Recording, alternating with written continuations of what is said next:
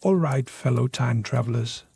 Tonight we're rolling up our sleeves and wading deep into the sticky, crumbly, and sometimes questionable world of medieval street snacks.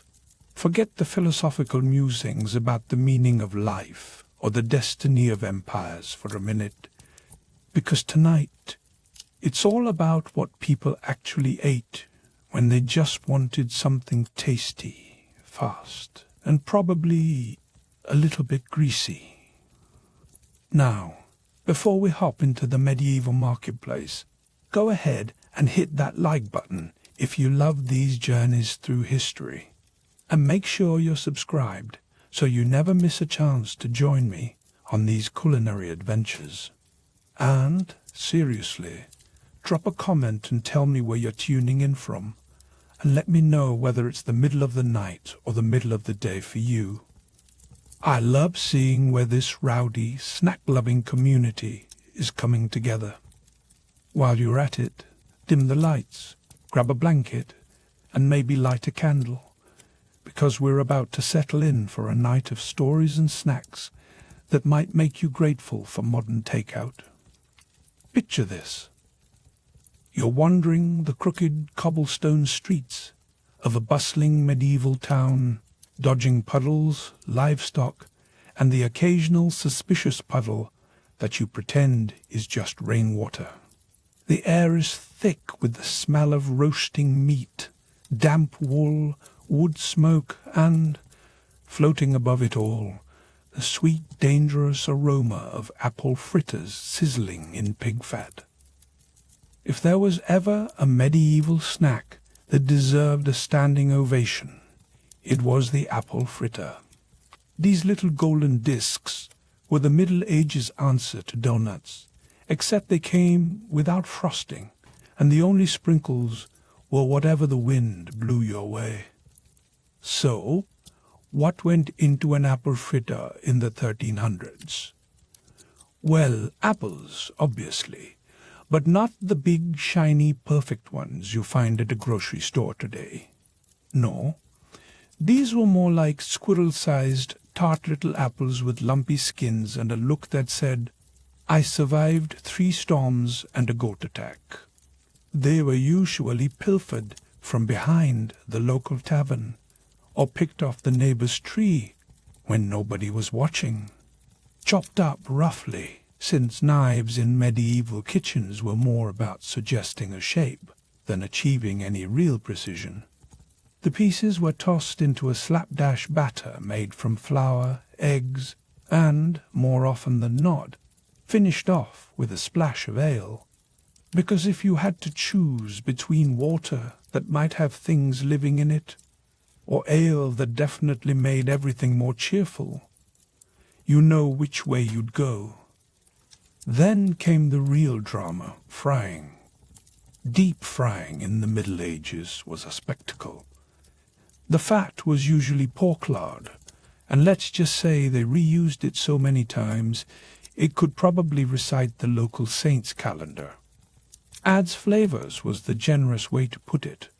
The oil might have been around since last harvest, but no one was complaining when the result was a hot, crispy fritter straight from the pan. The edges would be crackly, the center steaming and soft, and if you weren't careful, you'd scorch your tongue so badly you'd forget about your other problems, like the upcoming cabbage stew dinner. Now, if you were wealthy, or just happened to know a merchant with a sweet tooth, your fritter might get a dusting of imported sugar. Sugar was the medieval equivalent of driving a shiny new car through town. A total flex. For most people, though, a drizzle of honey or a sticky syrup spiced with whatever was on hand, maybe cinnamon if you were lucky, pepper if you liked to live dangerously, would do the job. Either way, these treats were sweet enough to make you forget that the rest of your diet was basically a root vegetable masquerade. Apple fritters weren't just a home-cooked treat. They were true medieval street food. You'd grab one from a vendor while weaving through the market, after a long church service, or as a reward for surviving another muddy Tuesday. Kids begged for them, adults found any excuse to buy them, and birds, those feathery con artists, were always lurking nearby, ready to swoop in and steal a bite. Fritters were the highlight of any fare, the guilty pleasure after a hard day, and the ultimate equalizer. Everyone loved them, and everyone risked a little grease on their tunic for that first bite. Of course, not every fritter was a masterpiece. Sometimes the apples were so sour your face would pucker for a week, or the batter was so chewy you had to check if you'd actually ordered a medieval tire. And the oil, well, let's just say it had a personality all its own. But when everything came together just right, there was a moment where you could almost understand why people put up with the rest of medieval life. One bite of a perfectly fried fritter, still humming with heat, and suddenly the pickled turnips and cabbage porridge faded into the background. But let's take a sharp turn from sweet to savory and talk about the underappreciated hero of the medieval snacking world. Cheese curds. If fritters were the donuts of the Middle Ages, then cheese curds were the popcorn, bite-sized, slightly squeaky, and as reliable as your favorite medieval drinking buddy. No one ever called them glamorous, but they were everywhere. Cheese curds didn't melt into gooey ribbons or pull apart in satisfying strings. They were more like little nuggets of mild, rubbery joy. Sometimes soft, sometimes a bit tough, always a surprise. And, unlike modern cheese boards, these weren't arranged for looks. They were tossed into a pouch, stuffed into a pocket, or just eaten straight from the basket while pretending not to notice the barnyard scent clinging to your clothes. Cheese-making in the Middle Ages was less science and more alchemy with a dash of hope. Fresh milk was curdled using rennet, which, in case you were wondering, came from the stomach lining of a young calf or lamb. That's right. The secret ingredient in your snack was a little medieval mystery meat. The curds would be scooped out, salted, and sometimes pressed, but mostly they were just eaten as they came, fresh, squeaky, and filling. Some days they tasted like a blessing, others like a dare. But when your other options were stale, bread or suspicious broth, cheese curds felt like a tiny victory. Kids adored them, monks ate them between prayers, and travellers packed them into satchels for long, bumpy rides across the countryside. They were the snack you could count on, never the star of the show, but always there when you needed a pick-me-up. And, bonus, in a pinch, you could use them to bribe a particularly stubborn cat, or lure a child away from the neighbour's orchard. Cheese curds were the unsung, slightly squeaky friend who always had your back, even if they sometimes tasted a little off.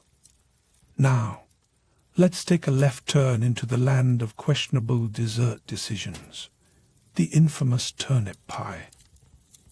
Turnips, as anyone who's ever tried to make them exciting knows, are not exactly the life of the party. But in medieval Europe, when sugar was rare, apples weren't always in season, and desperation was its own kind of inspiration. Someone looked at a turnip and thought, maybe if we mash it up, hide it in a crust, and sweeten it, no one will notice. Thus the turnip pie was born. A typical turnip pie started with mashed turnips, hopefully boiled until tender. But let's not assume too much. The cook would mix in a little egg for richness, honey if they had it, and, for the lucky or ambitious, maybe some dried fruit. Then everything was bundled into a sturdy, no-nonsense crust made from flour and water, more armor than pastry, and baked until it could hold its shape against the onslaught of hungry hands.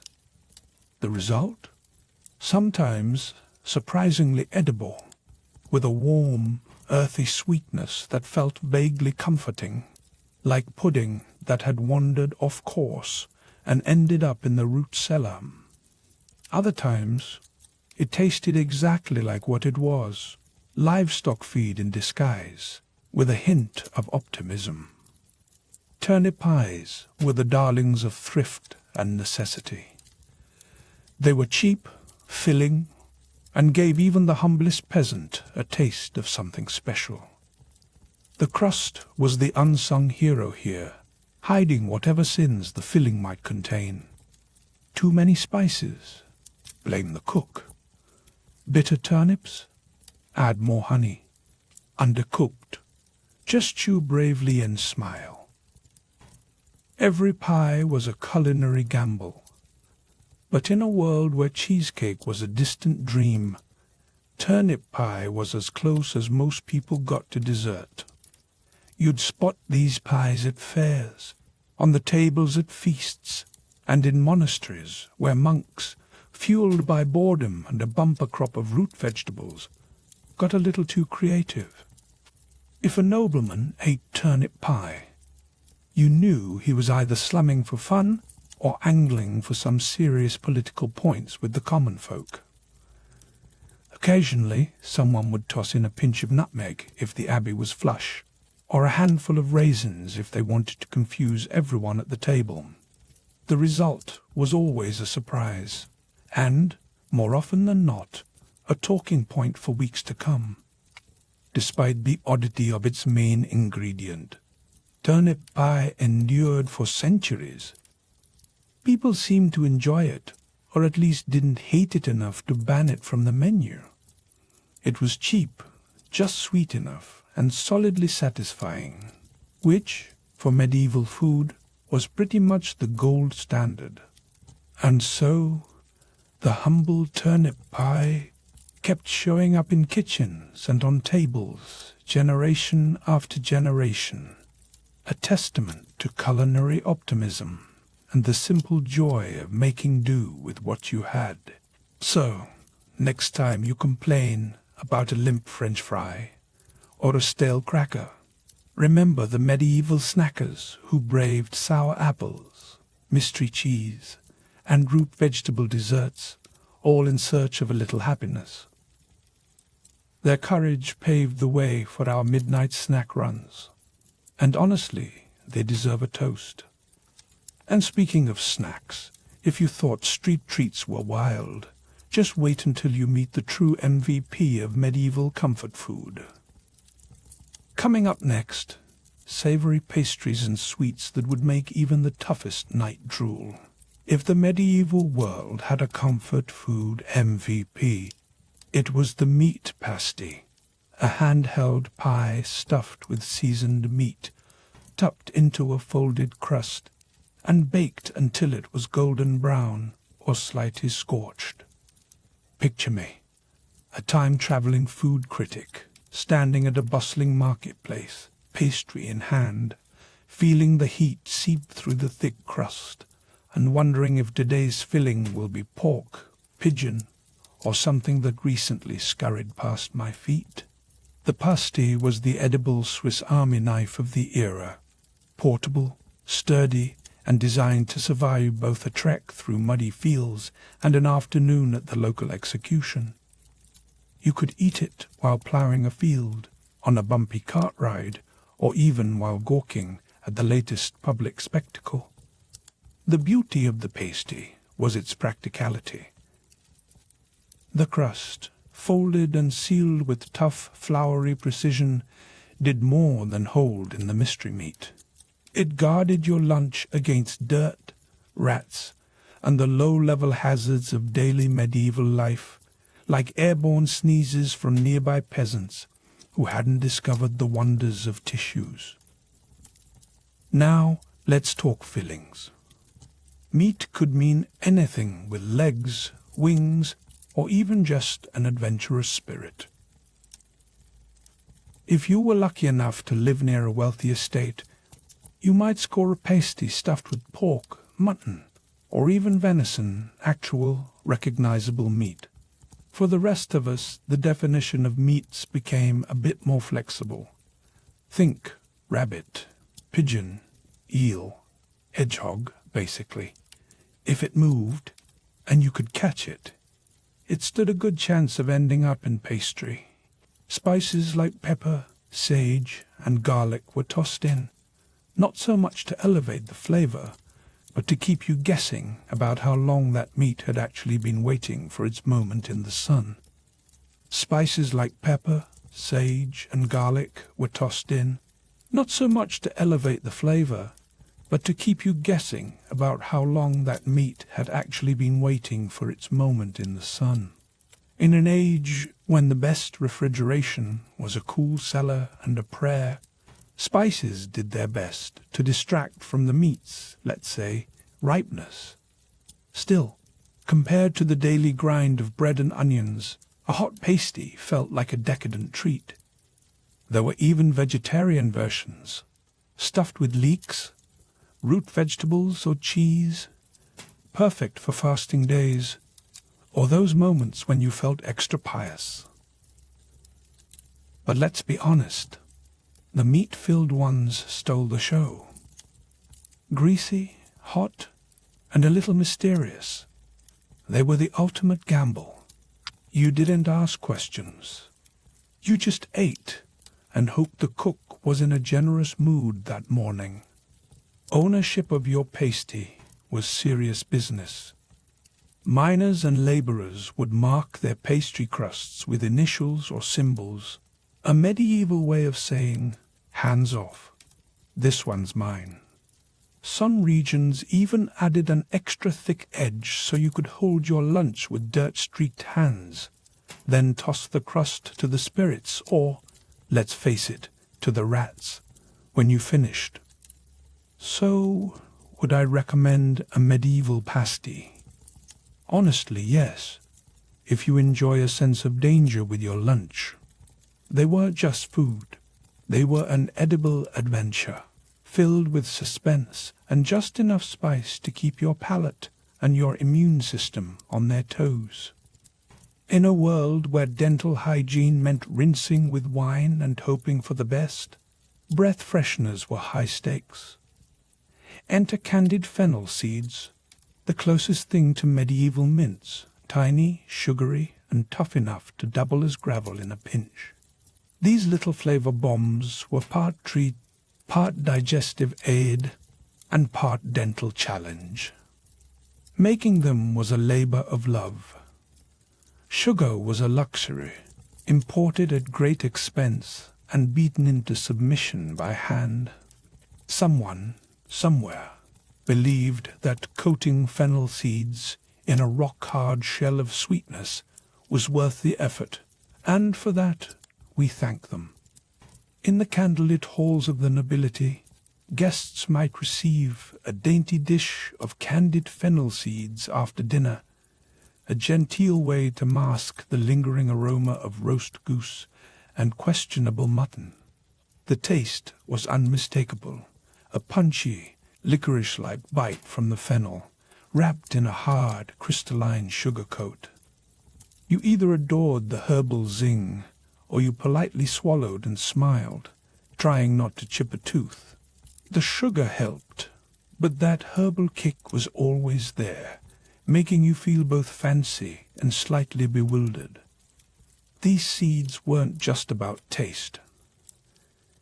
Medieval diners believed fennel aided digestion, especially after meals heavy enough to leave you regretting your third helping of stuffed swan. Think of candied fennel as the ancestor of modern chewing gum mixed with antacids, but with a serious risk of dental drama. And let's be clear, these seeds were hard, not crunchy cereal hard, more like, do you trust your teeth today? Hard. Each bite was an adventure in risk management.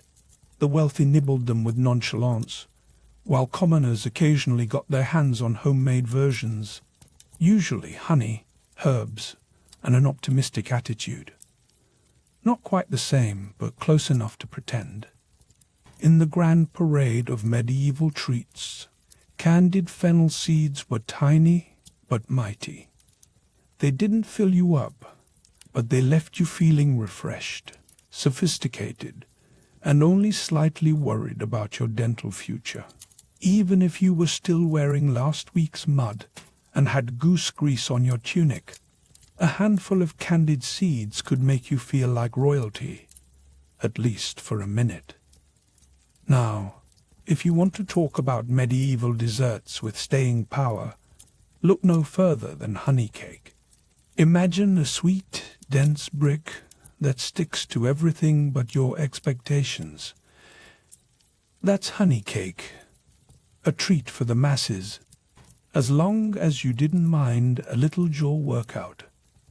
Honey was the sweetener of choice for anyone who wasn't sitting on a pile of sugar in a locked storeroom. If you were brave enough to raid a wild hive or had access to bees, honey cakes were within reach. The recipe was simple: flour, water, and as much honey as you could spare. Picture me trying to stir a stubborn lump of dough while dodging a swarm of unimpressed bees. Sometimes spices like nutmeg or cinnamon would make an appearance if the household wanted to show off. Adding spices was the medieval equivalent of flexing on your neighbors. Everyone talked about your honey cake for days. Dried fruits could be tossed in too, if they hadn't been snatched by sticky-fingered children or turned into wine before the baker arrived. Honey cakes were the stars of feasts, fairs, and weddings.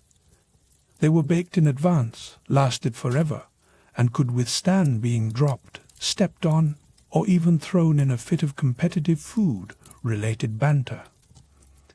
Some cakes were given as gifts, bribes, or even as a subtle insult. Imagine handing someone a brick like honey cake with a smile and saying, "For you, because it's sweet, unlike your personality." Structurally, these cakes were not delicate. Many resembled construction materials more than desserts. Slicing required a sturdy knife, steady nerves, and the hope that no one was watching your struggle. Eating them was easier. Just don't expect a soft, pillowy bite. These cakes were engineered for survival. Tough, sticky, and built to last, they were as much a test of your teeth as a treat for your taste buds. But the payoff was real. Honey cakes tasted like warmth and celebration. They filled you with a sense of rare luxury, a break from the endless chew of salted barley and the daily battle to keep rats out of the pantry. They were joy, bundled in sugar and resilience, with just enough chew to count as a workout. So, next time you bite into a modern snack cake, think of its medieval ancestor, twice as tough and just as beloved. Across every era, comfort food finds a way. Whether it's a risky pasty, a toothsome candied seed, or a slab of honey cake dense enough to stop a door, these little indulgences connect us to the people who came before us. Maybe the faces and flavors have changed, but the need for a satisfying treat remains timeless. And now, as I wipe the honey from my hands and consider whether my teeth are still intact, I can't help but wonder what other creative snacks medieval chefs dreamed up. Get ready, because up next, we're diving into the unexpected world of resourceful medieval snacks and sweet luxuries. Fried fish skin cracklings, possibly the most unexpectedly delightful snack to emerge from a culture that also thought eel pie was a good idea. There I was, perched on a creaky wooden bench in a medieval fishing village, surveying the day's catch and the pile of leftover fish skins that looked about as inviting as a wet sock. But in this era, nothing went to waste, especially when it could be transformed into something resembling a snack. Enter fried fish skin cracklings, the medieval answer to modern potato chips, but with a scent that could clear a room. Imagine some enterprising cook, sleeves rolled up, eyeing a heap of slick, discarded fish skins and thinking, why not throw these in hot fat and see what happens? A few minutes later, the kitchen fills with the sound of sizzling, a smell somewhere between ocean breeze and damp laundry, and a basket of crispy golden strips emerges, still curling from the heat. These cracklings weren't just a snack. They were survival in edible form. Each bite crunched like a brittle autumn leaf underfoot, but the flavor hit you with a concentrated punch of the sea. Briny, a little oily, and oddly addictive, especially with a sprinkle of coarse salt or a daring dash of garlic. In coastal towns and river hamlets, where fish was as common as gossip, these skins were everywhere. The meat found its way into hearty stews, the heads ended up as cat treats, and the skins, well, they became the medieval equivalent of a salty, on-the-go munch. Sailors would stuff them into pouches for long journeys, while soldiers kept them handy for a quick energy boost after a day spent defending livestock from rival shepherds or just, boredom. They were the snack you ate when you needed calories, not compliments. Of course, fish skin cracklings weren't without their quirks. Sometimes you'd bite into one and discover a stubborn scale lingering like a tiny, crunchy stowaway. Occasionally, the skins would twist into bizarre, almost artistic shapes that made you question if you should eat them or hang them on the wall as avant-garde decorations. But for all their oddities, these snacks offered a rare blend of practicality and taste. They were lightweight, packed with fat, and, most importantly, unlikely to send you sprinting for the nearest leech collector due to food poisoning. The only real hazard was the lingering scent. Frying up a batch indoors guaranteed your house would smell like Neptune's laundry basket for days, but no one complained for long.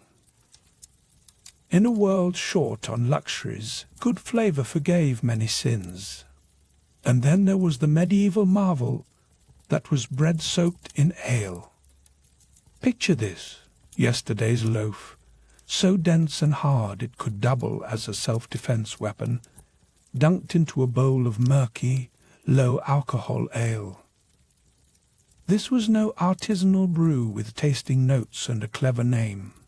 No, this was the kind of ale that had been lurking in a wooden barrel since last Michaelmas, probably brewed in a back room with the hygiene standards of a well-meaning goat. The bread absorbed the ale, like it was making up for lost time, softening just enough to become chewable, but still holding on to a bit of its original surliness. This was known as soups, or sometimes trench toast, a direct ancestor of French toast if you forgot the eggs, skipped the sugar, and left out any sense of joy.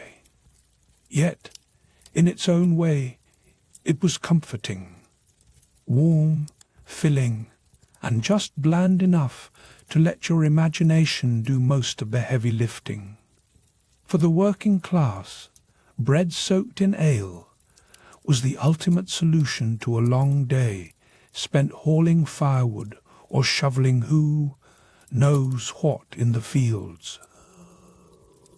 No utensils required, no time wasted. You just grabbed a chunk, dunked it, and hoped your teeth were up to the challenge. Sometimes, if fortune favored you, Someone might sprinkle herbs, throw in a morsel of cheese, or even, on a particularly miraculous morning, crack a fried egg on top.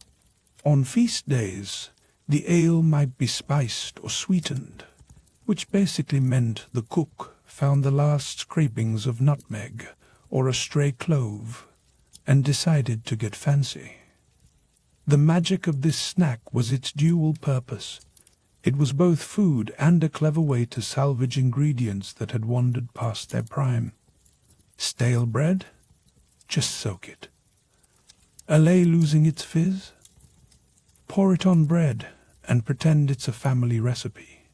Waste was the enemy, and medieval cooks were the original food hackers. The only catch was the timing. Bread soaked in ale didn't travel well. Wait too long, and it transformed from a hearty snack into a slushy, porridge-like cube that tested your resolve and your bowl's structural integrity. But on a cold night, with the fire crackling and chores finally done, there was a certain peace to be found in a bowl of alla-bread mush. If you've ever stared at a stale slice of bread and thought, you know, this could use a little wine, congratulations, your inner medieval noble is showing. For the upper crust, sops in wine were the dessert of choice, or at least the dessert of necessity. The concept was simple. You'd take some bread, ideally toasted, though, honestly, no need to be picky, and dunk it into wine that had been sweetened or spiced, and maybe even warmed up if it was a chilly evening. Not just any wine, mind you.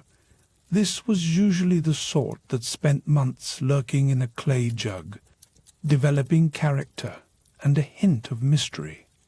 Once the bread soaked up enough of the fragrant liquid, it was scooped out and served as a soft, spoonable treat. Nobles declared it elegant. Everyone else wondered if the kitchen had simply run out of ideas. Sops in wine weren't something you nibbled at a tavern. No, this was a dish for feasts, banquets, and those long, awkward dinners where the best way to avoid uncomfortable conversations was to focus very intently on eating soggy bread from a goblet. When done well, it was warm, rich, and a little intoxicating, a gentle, boozy hug at the end of a heavy meal. The spices lent an air of exotic luxury, while the bread itself gave you something to chew on, both literally and metaphorically.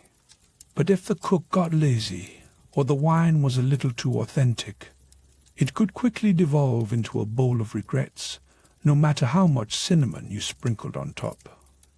Sometimes, for extra flair, cooks would add dried fruits, nuts, a slab of cheese, or, just to keep you guessing, an entire poached egg.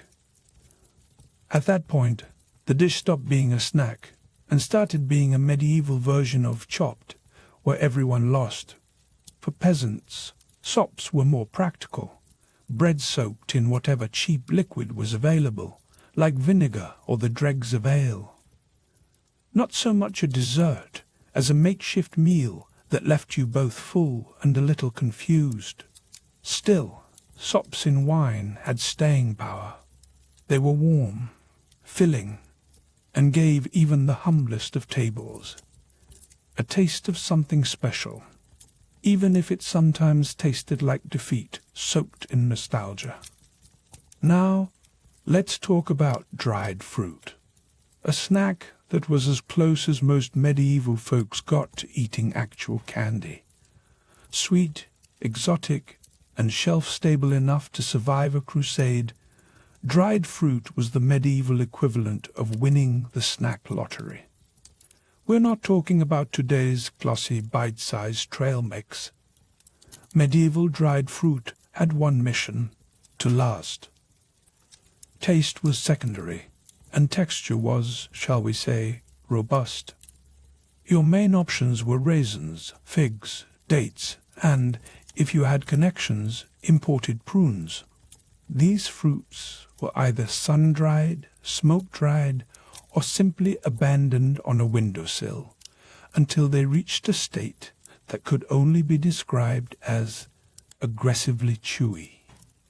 Each piece felt like an edible time capsule, a reminder of last year's harvest and the patience required to gnaw through one. The upside was the sweetness, concentrated to an almost shocking degree. Nobles coveted them, monks stashed them away like precious relics, and children treated them like rare treasure, something to be savored slowly, preferably in secret, and never shared willingly. The downside? Chewing dried fruit was an athletic event. Figs came with enough seeds to double as dental floss. Dates were sticky enough to glue your jaw shut, and raisins seemed engineered to wedge themselves between your teeth until next. Michaelmas. There was no such thing as a silent snack when it came to dried fruit. Still, these shriveled delights had their moments. They found their way into pies, porridge, and the occasional honey cake, turning even the plainest dish into something that at least looked festive. The well-to-do might wrap them in flaky pastry, drizzle them with rose water, or soak them in wine if they were really trying to flex. For commoners, dried fruit was a special occasion treat, usually reserved for holidays, weddings, or that one miraculous day when someone remembered you existed. When the opportunity arose, you ate your dried fruit with reverence, possibly while hiding in the barn to avoid having to share. Storage was simple and effective. Dried fruit didn't spoil easily, so it was kept in small cloth sacks or sturdy clay pots, hardening over time until it could double as a snack, or, if necessary, a makeshift projectile in sibling disputes. In short, dried fruit was sweet, luxurious, and carried a faint whiff of danger, literally and figuratively. It stuck with you, sometimes for hours, sometimes for days, and occasionally, if you were unlucky, until your next trip to the tooth puller. Even the humblest snacks of the medieval world had a peculiar charm, transforming leftovers and afterthoughts into rituals that bonded families, fueled workers, and, every so often, made you question your life choices. So next time you reach for a bag of chips or a granola bar, just remember somewhere, some medieval ancestor is looking down and thinking, "You call that a snack?" As the fire dies down and the last sticky raisin is finally pried from your molars, you realize that snacking in the Middle Ages was about more than just hunger. It was about resourcefulness, tradition, and, occasionally, surviving food that doubled as a dental challenge. But don't get too comfortable, because medieval junk food is about to take the stage in all its questionable glory. You know that feeling when you wake up in medieval England, your stomach rumbling louder than the church bells, and you're craving something substantial, something with a bit of crunch, and just the right amount of nutritional risk? That's when you meet the blood pudding bowl, the medieval world's answer to the breakfast burrito, only with a lot more iron and a much longer aftertaste. I still remember my first encounter. I was standing in the shadow of a bustling village market, wood smoke swirling in the air, when a stout cook beckoned me over and handed me one of these dark, glistening orbs. The aroma hit me like a meaty thundercloud, rich, earthy, with a hint of something that could only be described as medically interesting. Let's dissect this infamous snack. The process starts with fresh animal blood, usually pig. But honestly, medieval cooks weren't picky. If it bled, it qualified. Into the blood went oats, onions, hunks of beef fat, and whatever spices were on hand, all stirred into a sticky, vaguely threatening porridge. When it reached just the right level of grim determination, you'd scoop it up, shape it into balls, and fling them into a cauldron of bubbling animal fat. They sizzled and spat, crisping up their exteriors, until they looked like something forged on a blacksmith's anvil. The first bite? Surprisingly satisfying. The texture was chewy, but not rubbery, dense but not impenetrable. And the taste, well, imagine licking an iron fence after a rainstorm, but in a good way. The flavor clung to your palate and refused to leave, like a persistent medieval tax collector. These snacks were everywhere, at fairs, roadside stalls, and even on the tables of lords and ladies who dressed them up with a shake of pepper or a fried egg on the side. Peasants, on the other hand, were just delighted to be eating something other than boiled cabbage.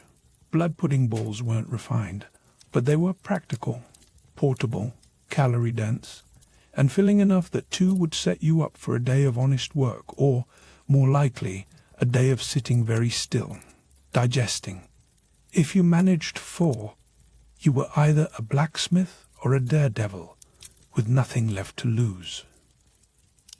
They were most popular in winter, when you needed something hearty to fight off the chill, and when anything that could be fried in lard was considered a morale booster. Not everyone loved them. Some folks couldn't get past the texture, while others were put off by the concept. But in a world where flavor fell somewhere behind survival, warmth, and not being hungry anymore, these meaty marvels deserved their spot in the medieval snack hall of fame. And you know what? They were weirdly comforting, like eating a secret you're only half sure you want to know. Now, if you're picturing pancakes, banish that vision of fluffy stacks and syrup rivers. Medieval pancakes were a different species entirely. My first taste came courtesy of a grumpy baker who slapped a leathery disc onto a wooden plate and told me, "It'll fill you up, or at least slow you down." Made from flour, eggs, and whatever liquid was handy, sometimes water, sometimes ale. The batter was ladled onto a red-hot iron griddle, slicked with enough pig fat to make your arteries file a formal complaint. There were no non-stick pans, no neat circles. You just hoped for the best as the batter hissed and spat, forming a pancake that was as tough as it was unpredictable. The result was a flat, uneven round with crispy, caramelized edges and a slightly chewy middle. Sometimes it was burnt, sometimes undercooked, and occasionally both. A sort of culinary Schrodinger's pancake. The flavor was mostly fried, with bonus points if you had a splash of ale for tang or a rare drizzle of honey for luxury. On fasting days, pancakes became the loophole of choice, fried and filling, and perfectly capable of hiding whatever sad ingredient you wanted to smuggle in. People ate them hot, straight from the griddle, inhaled in a hurry, as though the taxman might confiscate their meal at any moment.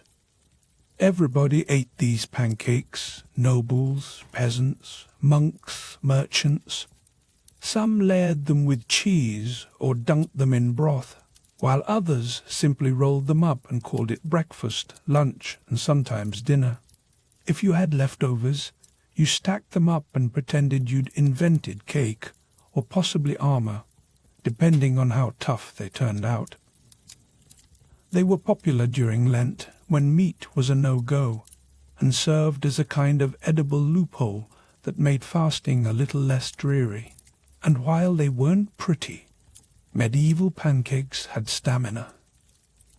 They'd survive a horseback ride A day in the fields, or an accidental drop on the floor, just dust off the dirt, and you're good.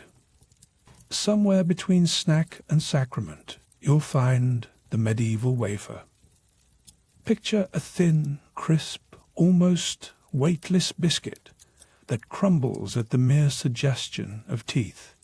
These were the OG snackables, ubiquitous outside churches, hawked at fairs, and occasionally turning up in your soup like a holy crouton. But don't be fooled. These were not the chocolate-dipped, cream-filled treats of modern dreams. Medieval wafers were made of flour, water, eggs, and not much else. If you were feeling flush, a dash of honey or rose water gave them a bit of flair. But usually, they were all about simplicity. The batter was poured onto hot metal wafer irons, pressed between two searing plates like some kind of medieval panini press gone minimalist. The end result looked like it belonged in a religious ceremony and tasted like crispy air with a hint of ambition. Wafers were popular because they were quick to make, easy to sell, and could be churned out by the stack. Vendors would crowd church doors on feast days, waving freshly cooked wafers at worshippers as they streamed out, the air thick with the scent of flour and opportunity. Buy now, repent later wasn't the official slogan, but it captured the mood perfectly. Sometimes the wafers were embossed with religious symbols, floral patterns, or the blurry face of whatever saint the baker could manage after a sleepless night. The designs didn't add flavor, but they gave you something to ponder as you crunched thoughtfully, debating whether you were eating a snack or a sermon. Structurally, these things were delicate, so fragile that a stern look could shatter them, and storing them was a logistical nightmare. Eating them outdoors meant risking the wind, the birds, and your own coordination. For nobles, wafers came stacked with fruit preserves or layered with soft cheese, while everyday folks bought them by the dozen and devoured them before gravity and fate could intervene. These were medieval treats for the masses, light, festive, and just sturdy enough to survive a brisk walk home. If you managed to eat one without turning it into a pile of crumbs, you could consider yourself blessed. Now, onto a snack with a name that's both sticky and suspiciously suggestive. Suck it. This was the medieval answer to candied fruit, but with a twist that involved boiling fruit in syrup until it surrendered its dignity, then locking it in a jar like a sweet, glistening prisoner. Think candied oranges, dates, or ginger, each one saturated with enough sugar to make your teeth sing Ave Maria. Sucade wasn't for the average peasant, who was probably on their 7th onion of the week. No, this was the treat of the elite, the noble's answer to, I want dessert, and I want everyone to know it. Sugar was expensive, fruit was seasonal, and sucket was reserved for moments of status, banquets, weddings, or the occasional Wednesday if you were feeling particularly decadent. The preparation was a marathon of boiling, draining, and repeating, as if you were waging war on moisture itself. Eventually, you'd end up with glossy, jewel-like bites that were chewy, intense, and possibly hazardous if consumed in bulk. Some versions stayed soft, swimming in syrup and served in ornate glass jars. Others were dried and rolled in extra sugar, handed out like tiny edible treasure chests of medieval hypoglycemia. But make no mistake, sucket was a status symbol.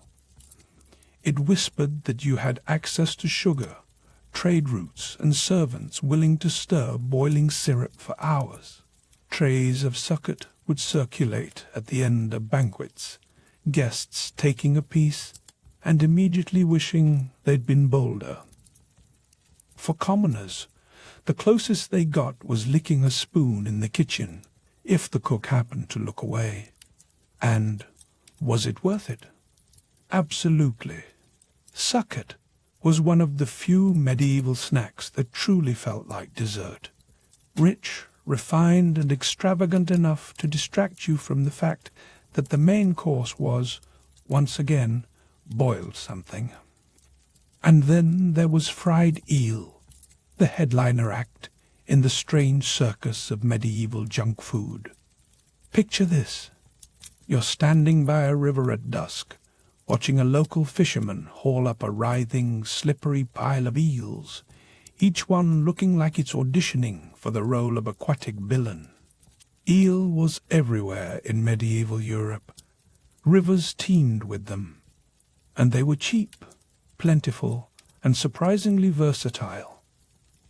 If you could get past the fact that they looked like evil noodles, you were in for a treat. Catching eels usually happened at night, when they slithered through shallow water like sentient shoelaces. The real challenge came afterward. Skinning them was less like preparing a fish, and more like wrestling, a greased rope with a grudge. Once you'd survived that ordeal, the eels were chopped, seasoned if you felt fancy, and thrown into sizzling fat until their skin crisped up and the meat turned firm and fragrant. The finished dish was unexpectedly delicious. The skin crackled, the inside was tender, and the flavor hovered somewhere between chicken and calamari, with a dash of medieval mystery thrown in for good measure. Fried eel wasn't just a peasant food.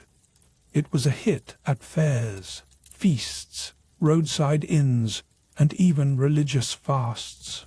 That's right, eel wasn't technically classified as meat, which meant it could sneak onto the menu during Lent, wriggling through the loopholes almost as efficiently as it wriggled through the river.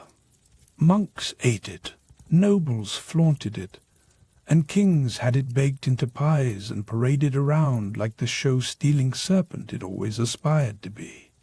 Sure, it had bones, lots of them, and sometimes, if you were unlucky, it would twitch after cooking, just to keep you on your toes. If you could get past the bones and the lingering suspicion that you were eating the villain in a folk tale, fried eel was genuinely worth the adventure. Crispy skin, soft interior, and just enough greasiness to make you feel both satisfied and slightly rebellious. In today's world, you might balk at the idea, but back then, fried eel was a delicacy, a slippery miracle that kept bellies full and menus just weird enough to stay interesting. And believe me, after a week of boiled roots and turnips, eel felt like a festival. So, the next time you're tempted to complain about bland snacks or mystery meats, remember, medieval folks were the original junk food pioneers, turning survival into an art form, one blood pudding ball and fried eel at a time. And speaking of turning everyday experiences into something extraordinary, let's shift our gaze from the marketplace to the mysteries of the mind, where dreams weren't just idle fantasies, but powerful messages from the divine. In the ancient world, Mesopotamia stood at the crossroads of mystery and mythology. If you ever find yourself wandering the streets of ancient Mesopotamia, don't bother looking for a dream catcher. Here, the very air buzzes with the belief that dreams are not just stray flickers of the mind, but urgent messages shot straight from the gods. To the Sumerians, Akkadians, Assyrians, and Babylonians, every dream was a kind of supernatural text alert, a divine telegram you'd better not ignore. Missing a message from Enlil? That's playing with cosmic fire. By 2500 BCE, these folks had turned dream interpretation into a full-blown system, complete with libraries of clay tablets pressed with cuneiform script. This wasn't some bedtime party trick. Dreams shaped medicine, politics, even the fate of kingdoms. Imagine a king, crown slightly askew, pacing around his palace because last night he dreamed of a goat doing cartwheels. Cancel the invasion. Postpone the harvest. The universe, they believed, was always chatting with you. Your job? Listen up, and preferably while unconscious. Now, the Mesopotamians didn't leave dream decoding to amateurs. Enter the Baru priests, the original dream analysts. Picture a wise old man, beard like a dust mop, hunched over stacks of omen texts like the Ishkazak. These weren't random guesses, but detailed manuals, heavy with dreams, both weird and oddly specific. Dreamed you were eating dates? Congratulations, that's a good omen. Teeth falling out? Brace yourself. A family death is on the horizon. If you dreamt of intimacy with the goddess, you might be headed for greatness, or doomed by your own ego. Each dream was like a math equation. A equals B. See a snake? Think betrayal. Tumble off a rooftop. Get ready for a lawsuit.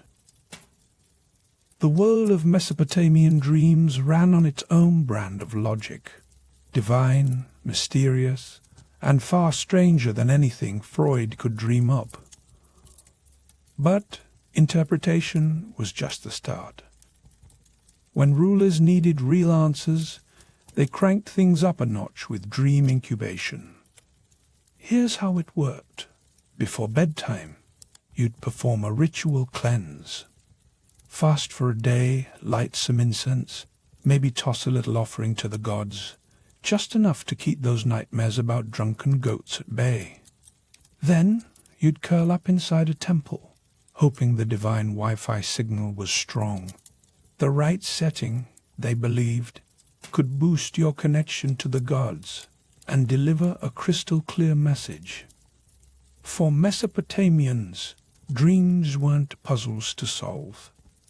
They were treacherous roads to be navigated, with nothing but reverence and a well-thumbed tablet library as your map. The gods, after all, never stopped whispering. All you had to do was fall asleep to hear them. Travel a few hundred miles and several centuries down the Nile, and you'll find the ancient Egyptians treating dreams with a seriousness that would put modern therapists to shame. Here, dreams were more than just nighttime brain static. They were living scrolls, sacred texts that played out on the stage of your mind. Egyptians believed these nocturnal scenes could come from the gods, from ancestors, or even from your own Ka, that spiritual double, who probably had its own opinions about your life choices. Every dream, whether uplifting or terrifying, carried a purpose. Warnings, blessings, instructions, or frights, all were possible. By the time of the New Kingdom, somewhere between 5050 and 1070 BCE, Egyptians had started to catalogue their dreams and interpretations in what might be history's earliest dream manuals. One standout example is the Ramesside Dream Book, discovered in the artisan village of Deir el-Medina. If you imagine flipping through it, you won't find stories for bedtime. It's more like a cosmic troubleshooting guide, listing hundreds of dream scenarios and decoding each for its potential outcome, good or disastrous. But Egyptian dream logic wasn't always easy to follow. Take this entry.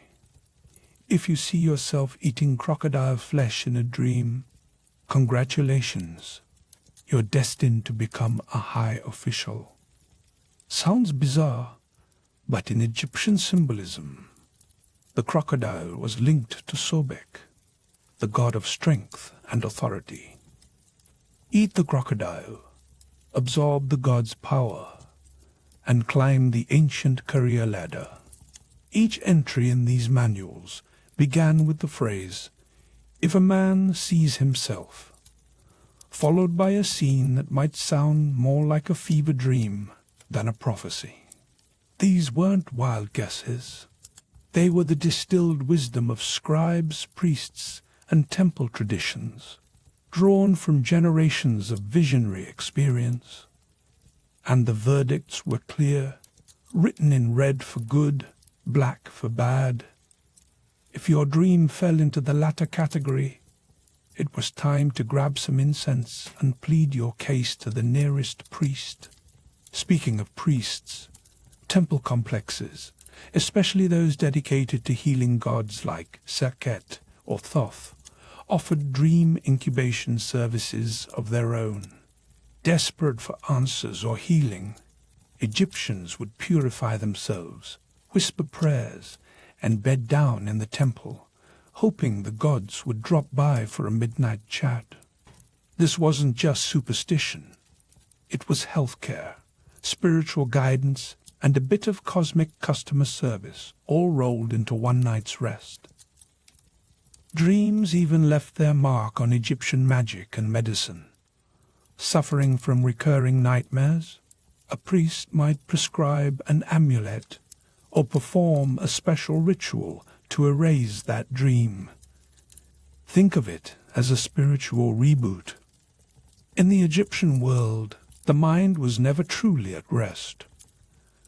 The sleeping brain became a crowded theatre, where gods, demons, and ancestors all jostled for airtime, sometimes revealing truths only a practiced interpreter could decode. Now, cross the Mediterranean to ancient Greece, and you'll find a society that treated dreams as both mystical messages and medical consultations. Here, dreams weren't just whispers from Olympus. They were appointments with the gods, scheduled for the middle of the night. The Greeks perfected the ritual of incubation, turning temple sleepovers into a national pastime.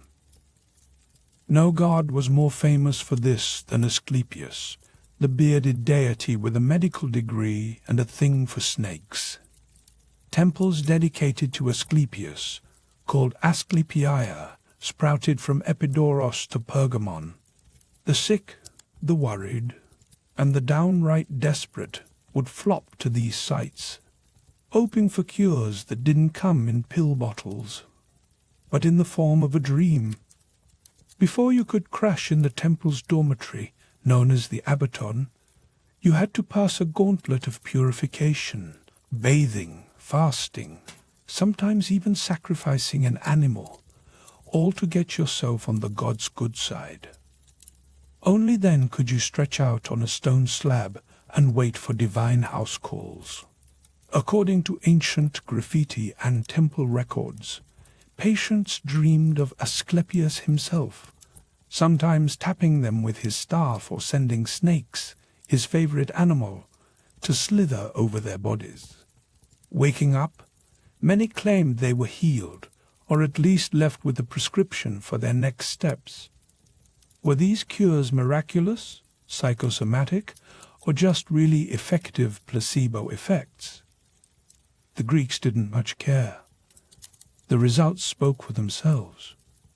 Even Greek physicians, including Hippocrates with his famous beard and bedside manner, took dreams seriously. Far from dismissing them as nonsense, they saw dreams as diagnostic tools. Dream of rushing water? Maybe it's your kidneys. Dream of being crushed? Better check your lungs. In the Hippocratic texts, dreams fell into two camps: natural, caused by what you ate or how you felt, and divine, which were direct communiques from the gods or the universe itself. But you didn't need to be a doctor to get in on the action. Public squares buzzed with dream interpreters called one-irocratai, who wielded dream books and a serious flair for the dramatic. They could turn your bizarre vision, say, a nightmare about drunken goats, into a warning about legal trouble or a sign that you should lay off the cheese. The most famous dream guide of all was written by Artemidorus of Wildest in the 2nd century CE, a book people kept consulting long after its author was dust. In Greece, a dream was never just a private affair. It was a bridge between mortals and the divine, between sickness and health, between the mundane and the miraculous. If you were lucky, you'd wake up with a plan for healing, and maybe a snake curled up at your feet as a bonus omen. As I slipped out of another stone temple, brushing snake scales from my sandals and trying to decode my own dream about eating figs while being chased by a goose, I realized that across these ancient worlds, dreams were never just background noise. They were cosmic text messages, sometimes cryptic, often hilarious, occasionally terrifying, but always taken seriously. Whether you were a Mesopotamian king, an Egyptian scribe, or a Greek patient hoping for a miracle cure, your dreams might steer your fate as much as waking decisions ever could. But while most dreams offered cryptic guidance or cosmic warnings, there was one category that rose above the rest: the prophetic dream. Throughout the ancient world, these visions carried more weight than any other, and their power could shape entire destinies, from the Hebrew prophets to the dreamers of Anatolia. Let's dive in. If you ever want to see a room full of ancient people sit up straight and pay attention, just mention prophetic dreams. Seriously, in every corner of the ancient world, these weren't just your run-of-the-mill, I forgot my pants at school type of dreams. Prophetic dreams were headline news, Twitter trends, and divine TED Talks, all rolled into one. They were seen as cosmic text messages, meant to change the fate of entire nations. Think of them as the original push notifications, except instead of your phone buzzing, you'd wake up sweating in the middle of the night, convinced the gods had just slid into your subconscious DMs. I'll start with my stopover in ancient Israel.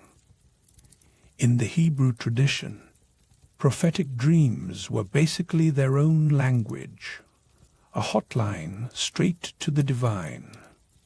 The Old Testament reads like a who's who of famous dreamers. There's Joseph, the original dream analyst, who once dreamt of stalks of wheat bowing to his own.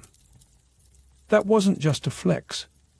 It was a coded announcement of his future rise to power. Later, he's summoned by Pharaoh, who's been having some truly bizarre dreams. Think cows, both fat and freakishly skinny, parading across the Nile. Joseph interprets these as a warning. 7 years of plenty, followed by 7 lean, hungry years. Thanks to Joseph's midnight revelations, Egypt stockpiles grain, averts disaster, and ends up with one of history's earliest examples of government food policy. Joseph didn't just read dreams. He rewrote the future. Forget dream catchers? This guy was catching entire empires. Meanwhile, over in Mesopotamia, kings weren't content to just rule by day. They wanted divine confirmation at night. I managed to crash a royal slumber party with Ashurbanipal, the Assyrian king. He swore up and down that the gods appeared to him in his sleep, offering military advice and handy life hacks for governance. When you're running an empire, apparently, the best battle strategy is delivered between REM cycles.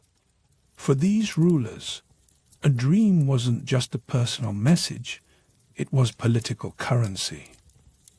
If your dream said the gods were on your side, that meant your claim to the throne was basically signed, sealed, and delivered by the universe. In a world where kings often blurred the line between mortal and divine, dreams served as their celestial LinkedIn endorsements. Now, let's swing over to Greece, where dreams were so important they actually had a bureaucratic filing system.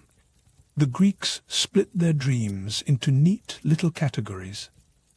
If you dreamt about your daily worries, that was just your subconscious. Enhypnia. Nothing to see here. But if your dream came out of nowhere with a message that felt otherworldly, that was an oneros alkinos, a true dream. These were not to be ignored.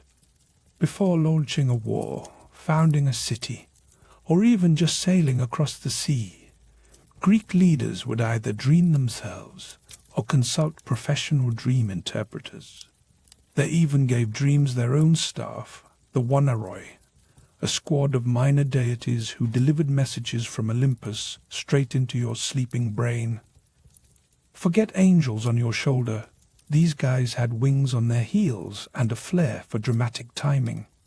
Even the famously practical Romans found themselves swept up in the drama of prophetic dreams. Augustus, the first emperor, claimed he'd seen his future greatness in a dream.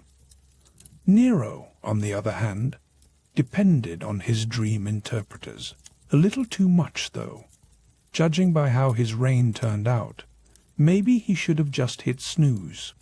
And then there's Scipio Africanus, who, before his legendary victory over Hannibal, dreamt of his ancestors cheering him on from the afterlife. In the Roman world, dreams weren't just personal quirks. They were state secrets, used to justify political moves and even predict the outcome of wars. If you wanted the ear of an emperor, being a dream interpreter was a pretty solid career path. It's easy to laugh now, but in these societies, the fate of empires, and sometimes entire civilizations, could hinge on a single vision in the night. Prophetic dreams weren't just bedtime stories. They were the tools of kings, the playbooks of priests, and sometimes the spark that ignited revolutions. Imagine if today's politicians announced policy changes based on what they dreamt about after a midnight snack of cold pizza. But if you really want to see dream culture cranked up to 11, hop with me over to Anatolia, modern-day Turkey, where dream healing was a group activity on par with a sleepover, minus the pillow fights. While Greek Asclepian dream temples get all the historical glory, the Anatolians were busy running their own spiritual sleep clinics, blending Hittite, Phrygian, and later Greco-Roman rituals into a stew of mystical sleep experiences. The star of the show here was the lunar god. Men, whose temples perched on hilltops like cosmic satellite dishes, always angled toward the moon, as if waiting for a galactic download. If you were anxious about your health, lost in life, or just desperate for a glimpse of the future, you'd pack your bags and make the trek to one of these shrines. There, you'd participate in a ritual called dream incubation, a sort of sacred sleepover designed to lure the gods into paying you a nighttime visit. The process was part ritual, part performance art. Pilgrims would walk winding labyrinths, their feet tracing sacred patterns in the earth, convinced that geometry could focus celestial energies. Some would lie down beneath carvings of stars and moons, breathing in incense and listening to the hypnotic thrum of chanting. It wasn't about getting a good night's sleep. It was about tuning yourself into the right spiritual frequency. Imagine a cross between a meditation retreat and an experimental art installation, only with more moonlight and fewer Instagram filters. And, of course, no dream journey would be complete without a guide. Enter the dream priests, spiritual specialists trained not just to interpret your visions, but to help shape them. These priests sometimes seeded dreams, suggesting imagery or planting symbols in your mind before you drifted off. Want a vision about your future child? Sleep with a carved fertility idol tucked under your pillow. Dream of a lion? Congratulations! You're probably having a son destined for bravery. See rain? That's a daughter, blessed with growth and wisdom. It was a kind of psychological theater, part science, part superstition, and all thoroughly entertaining. Even the royalty weren't immune to this nocturnal guidance. Hittite records are packed with stories of kings and queens receiving divine advice through dreams. Sometimes the gods delivered much-needed pep talks. Other times, the messages were more administrative. One queen, for example, reportedly dreamt that she should adopt a foreign goddess into her shrine, a sort of celestial networking, centuries before LinkedIn. In Anatolia, the boundary between the personal and the political blurred every time someone closed their eyes. But here's the twist. Dream incubation in Anatolia wasn't just a solo quest. It was communal, almost like a pop-up village of the hopeful and the sleepless. Pilgrims would travel for days, forming temporary communities at the temple, all united by their aches, uncertainties, and the shared hope that the gods might toss them a lifeline in the night. In these makeshift societies, empathy flourished. You might show up a stranger, but by morning, you'd be swapping dream stories with your new best friends, each person's vision adding another thread to the fabric of collective healing. To dream in Anatolia was to participate in a kind of cosmic dialogue.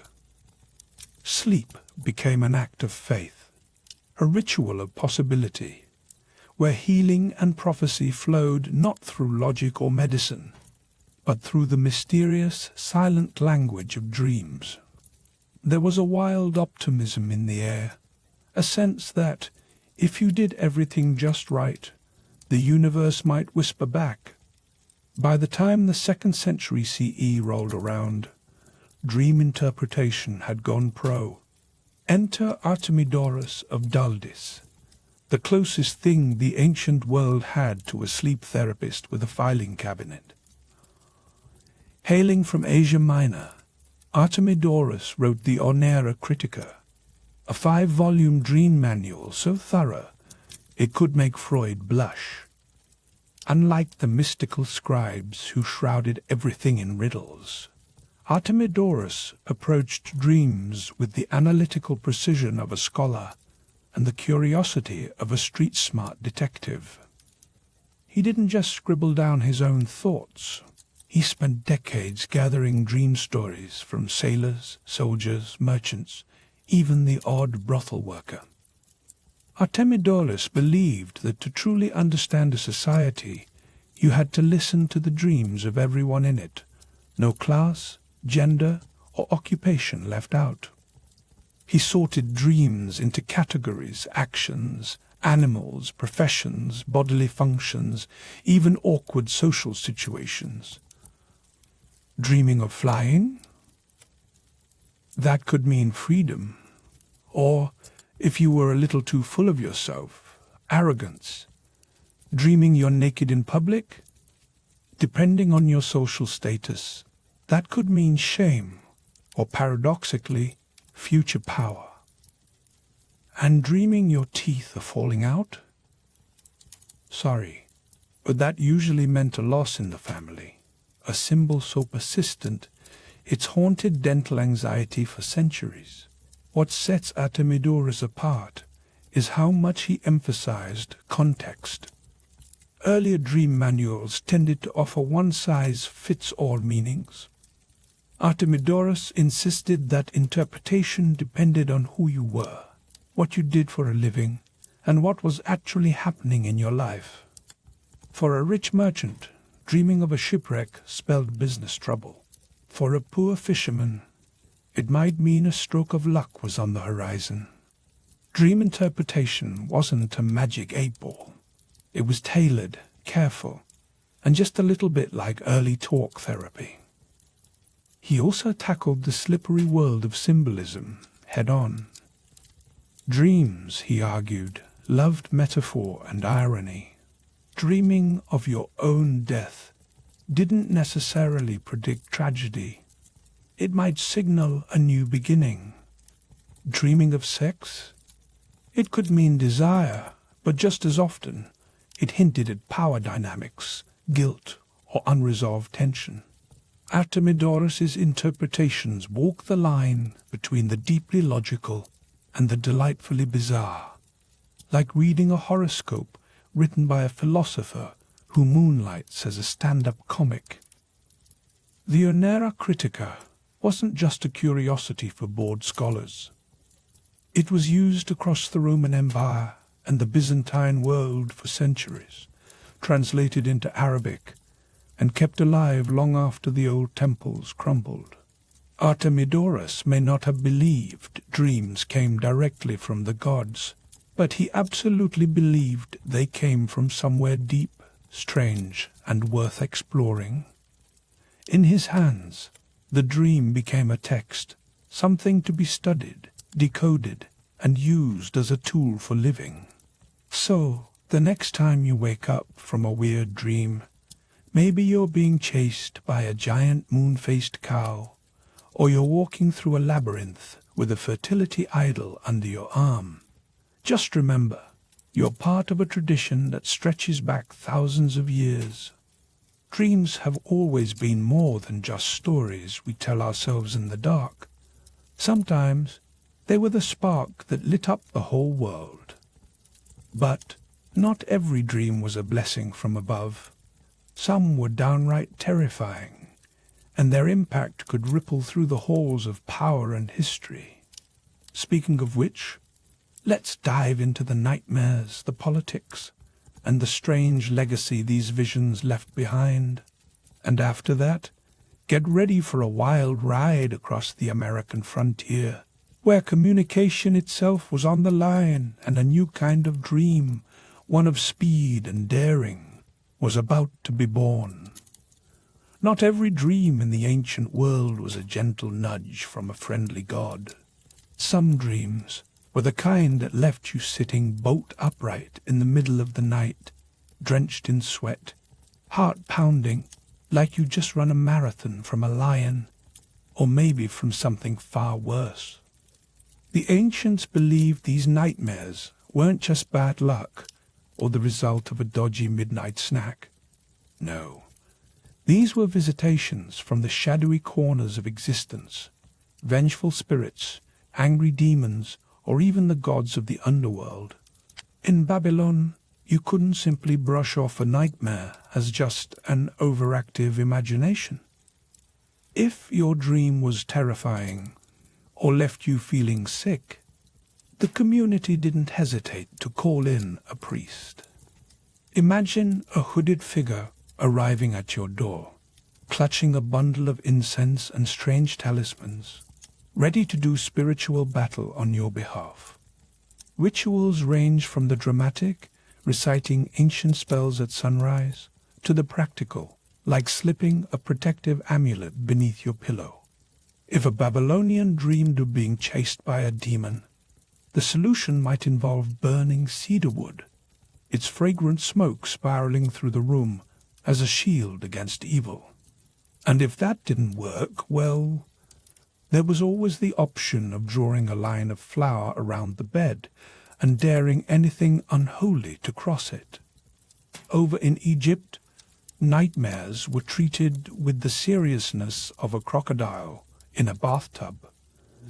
Egyptians pinned their hopes on the protective powers of gods like Bez, a squat, lion-faced deity who looked like he'd been designed by a committee of insomniacs. Amulets engraved with the eye of Horus or the figure of Bes were worn like spiritual bug spray. Some families had entire bedtime rituals, reciting dream-erasing incantations before breakfast, determined to keep the previous night's horrors from leaking into the day. The fear was that nightmares, if left unchecked, could escape the dream world and cause real misfortune, like a contagious curse that had to be spoken away before it became reality. In Greece, nightmares had their own VIP list of supernatural culprits. The Greeks believed that not all dreams came from the glamorous Olympians. Nightmares might be messages from the chthonic deities, those shadowy gods who ruled the underworld. Picture Hades himself, or perhaps Persephone, dropping into your subconscious to let you know they were displeased. Sometimes it wasn't a god at all, but the Furies, those terrifying avengers of unpunished crimes who would manifest in your dreams, their hair made of writhing snakes, their eyes glowing with divine anger. If you ignored a warning like that, you did so at your own peril. Plato, always with a flair for the dramatic, described dreams as a battlefield where reason and desire clashed nightly. If your inner appetites ran wild in your dreams, it was a sign that your soul was out of tune, the sort of ancient update required notification for your psyche. The Romans, ever practical and slightly superstitious, catalogued nightmare creatures the way modern people collect horror movie villains. If you dreamed of an owl, a snake, or a wolf, it was never good news. It might signal betrayal, war, or even your own death. Romans believed the dead could pay visits through dreams, sometimes to warn, sometimes to accuse, and sometimes just to unsettle you for reasons known only to the afterlife. Every culture agreed on one thing: nightmares weren't just private torments. They were cosmic red flags, warnings that the line between the seen and unseen was thin, and that even in your sleep, destiny could find you. But here's where things get even more interesting. Dreams weren't just spiritual warnings. They were also political currency, the ancient equivalent of a viral tweet. If you were a ruler, priest, or prophet, you didn't wait for a good dream to come along. Sometimes you made your own luck. Claiming a divine dream was a time-honored way to sway the masses and bend fate in your favor. Imagine a priest stepping onto the palace steps, arms raised, announcing, "Last night the gods spoke to me, and they have opinions." Take Alexander the Great, for example. Before he set his sights on Egypt, he reportedly dreamed he was welcomed by the god Ammon. The next day, he made a beeline for the Siwa oasis, where the local oracle confirmed what he'd just dreamed. Alexander was no mere mortal, but a son of the gods. Was this divine revelation, or the world's oldest case of creative marketing? Either way, it worked. His troops believed it, his enemies feared it, and his legend grew. A single dream, whether real or staged, could shift the balance of power. Augustus, Rome's first emperor, was no slouch when it came to dream PR. Before his decisive victory at Actium against Mark Antony and Cleopatra, Augustus claimed to have dreamed of triumph. After the battle, this dream was splashed across coins, literature, and epic poems, becoming part of Rome's official story. Later emperors followed suit. If you could convince people the gods supported your dreams, who would dare challenge your right to rule? Priests and oracles were more than happy to play along, especially when the interpretation of a dream lined up with the ambitions of the powerful. Suppose a rebellious governor dreamed of disaster. The priest might declare, "Ah, the gods are punishing you for your arrogance. Best hand over that province." Dreams of victory or abundance, on the other hand, could be spun as green lights for starting wars, raising taxes, or launching reforms. The message was clear. The will of heaven just so happened to match the will of the ruling class. And this wasn't a men-only club. Queen Hatshepsut of Egypt made sure everyone knew that her reign was foretold in a dream.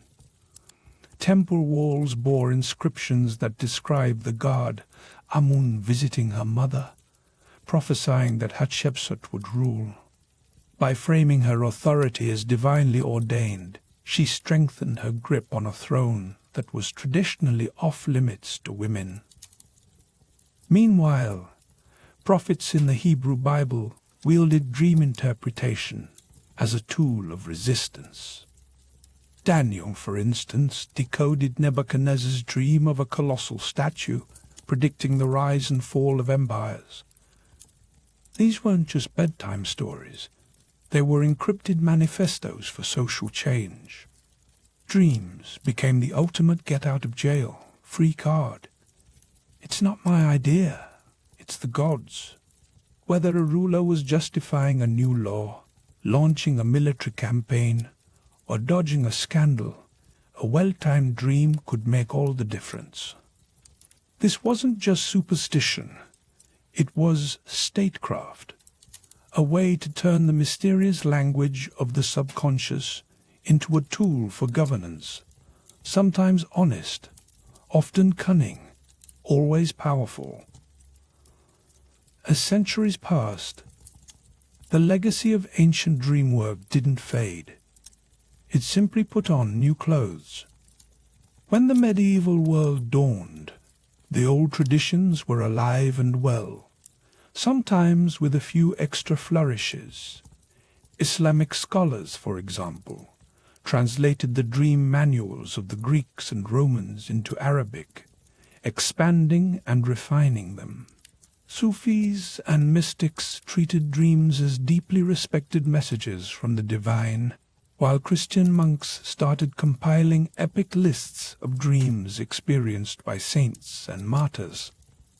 Many of these visions predicted miracles or divine justice, and they were eagerly catalogued in dusty manuscripts.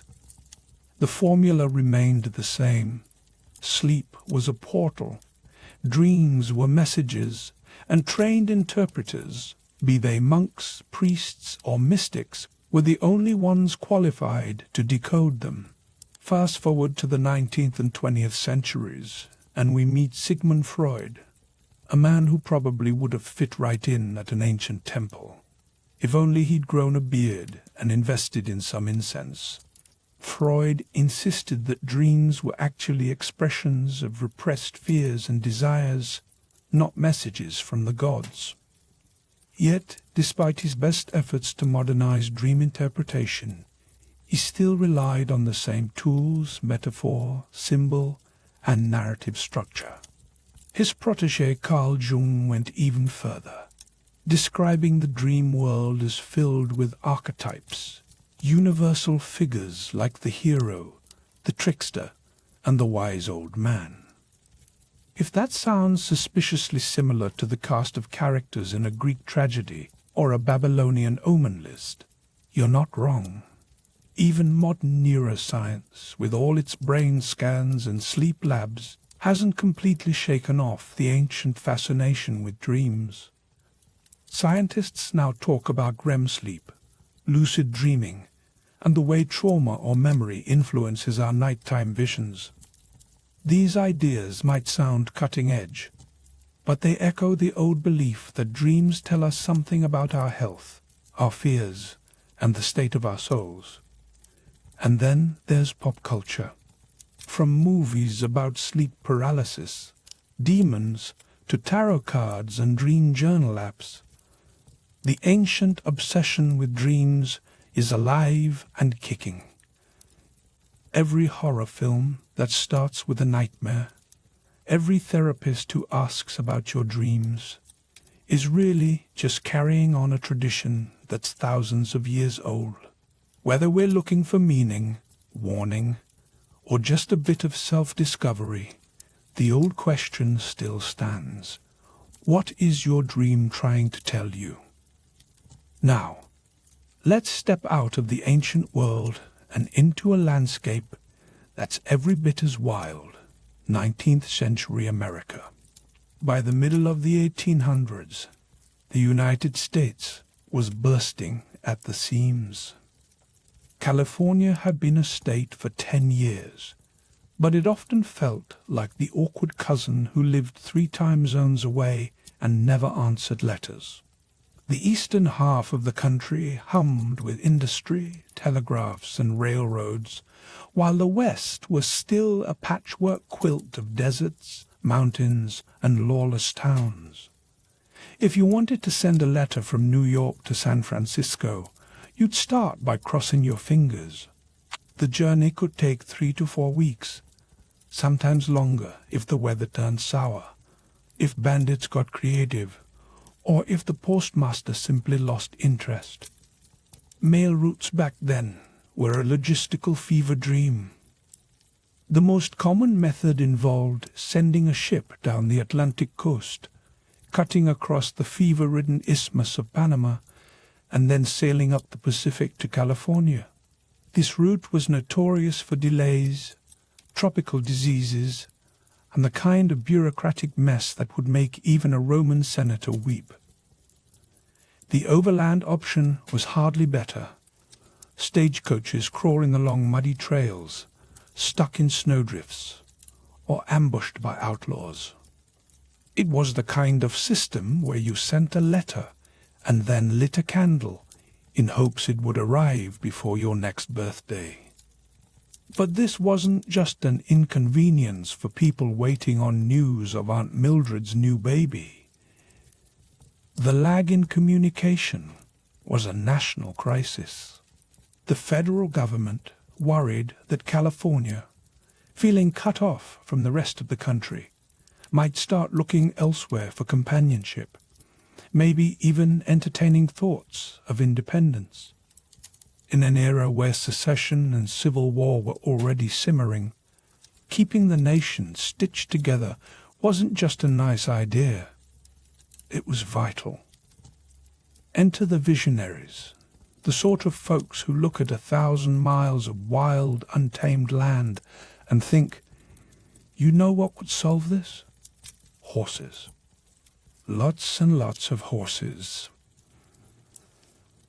The boldest idea was to create a central relay system, using skilled riders and fast horses to move mail across the continent at breakneck speed. If you could set up a chain of stations every 10 to 15 miles, swapping out horses and riders like a high-stakes relay race, maybe you could cut coast-to-coast delivery from weeks to a mere 10 days. It sounded completely bonkers. The route would stretch nearly 2,000 miles, from St. Joseph, Missouri, to Sacramento, California. Riders would have to cross mountains, deserts, rivers, and territories that weren't even properly mapped yet. There would be snowstorms, blazing heat, and the constant threat of ambush. But if it worked, it would be the fastest way to get news from east to west, faster than any train or telegraph at the time. The problem was clear. America was growing faster than its infrastructure could keep up. So, with a potent mix of desperation, ambition, and the kind of wild optimism that only exists at the edge of a frontier, a solution began to take shape. The Pony Express was about to gallop out of the history books and into legend. The Pony Express didn't just appear overnight. It was the brainchild of three ambitious businessmen from the freight and stagecoach firm, Russell, Majors, and Waddell. Based in Missouri, William H. Russell, Alexander Majors, and William B. Waddell were already seasoned veterans in the world of overland shipping. Their company hauled freight and government supplies across the wildest parts of the frontier. But in 1860, they set their sights on something even more audacious, shrinking the time it took to deliver mail to California to the shortest span possible. Russell, in particular, had a lot riding on this idea. After a string of scandals and failed business ventures, he saw the Pony Express as a chance to restore his reputation and win favor with the government. If the relay system worked, the trio hoped to land a lucrative federal mail contract, the kind that could make or break fortunes. Alexander Majors was the logistics mastermind. A devout planner, he insisted on discipline from his employees, even requiring riders and station masters to swear off drinking and swearing, a tall order on the frontier. He designed the Pony Express with military precision, building stations every 10 to 15 miles, with larger home stations every 75 to 100 miles. The whole operation ran like clockwork, at least when it wasn't being disrupted by Mother Nature or human mischief. William B. Waddell, the quietest of the group, handled the legal and financial side, while Russell provided the public face and Majors ran the day-to-day operations. Waddell kept the books and made sure the company didn't collapse under the weight of its own ambition. Together, they poured an enormous sum into the venture. Hundreds of thousands of dollars went toward buying more than 400 horses, hiring over 80 riders, and constructing close to 190 stations along the most remote stretches of the frontier. They knew it was a gamble, a logistical moonshot. But they also knew that whoever solved America's communication crisis would earn a permanent spot in the nation's story. And here's the kicker. They did it all without a single dollar of government funding. The Pony Express was launched as a wild, private gamble, financially reckless, logistically insane, but deeply symbolic of the grit and audacity that defined the American West. In April 1860, as the first riders prepared to thunder out of St. Joseph, the race against time and the elements was on. So, what happens when you try to stitch a continent together with nothing but courage, clever logistics, and a few hundred horses? Well, that's where the story really takes off. Building the Pony Express route was like constructing a fragile bridge across America, one where every plank could give out beneath you. And there was never a safety net in sight. Picture this. You're standing on the edge of St. Joseph, Missouri, and the whole town is buzzing like someone just invented the smartphone. But it's 1860, and the only thing about to go viral is the Pony Express. Organizing this wild gambit was less like plotting a road trip and more like launching a moon mission, with the added bonus of wild animals, hostile bandits, and weather that could freeze your eyebrows off. The entire route stretched nearly 2,000 miles, from the muddy banks of the Missouri River to the golden haze of Sacramento, California. And in between, everything nature could throw at you. Rolling prairies that undulated for days, jagged mountain ranges that scraped the sky, endless high deserts where the wind howled like a banshee, and rivers just waiting to swallow up man and beast alike. To keep this relay from turning into a tragic cautionary tale, the masterminds behind the express built a skeleton chain of about 100 relay stations. These outposts sat every 10 to 15 miles apart, just about the distance a horse could sprint before crying uncle. Every 75 to 100 miles, you'd hit a home station, a rare oasis where the riders could collapse into sleep, fill their bellies, and pass the mail to a fresh, equally sleep-deprived comrade. It was a logistical ballet, only with a lot more dust and considerably fewer tutus. But none of it worked without the horses, the unsung Ferraris of the Old West. Over 400 steeds were hand-picked for their speed and stamina, not their looks. Out on the plains, fleet-footed thoroughbreds thundered over the grasslands, while in the unforgiving West it was all about the tough, compact mustangs. These horses weren't bred to prance around show rings. They were built to devour miles and survive whatever the continent could throw at them, and the way riders switched horses was a spectacle in itself. Imagine galloping into a station at full tilt, leaping from one horse mid-stride, and vaulting onto a fresh mount within seconds. If the Olympics ever introduces extreme mail delivery, this is the gold standard. Now, the stations themselves, let's just say some had more curb appeal than others.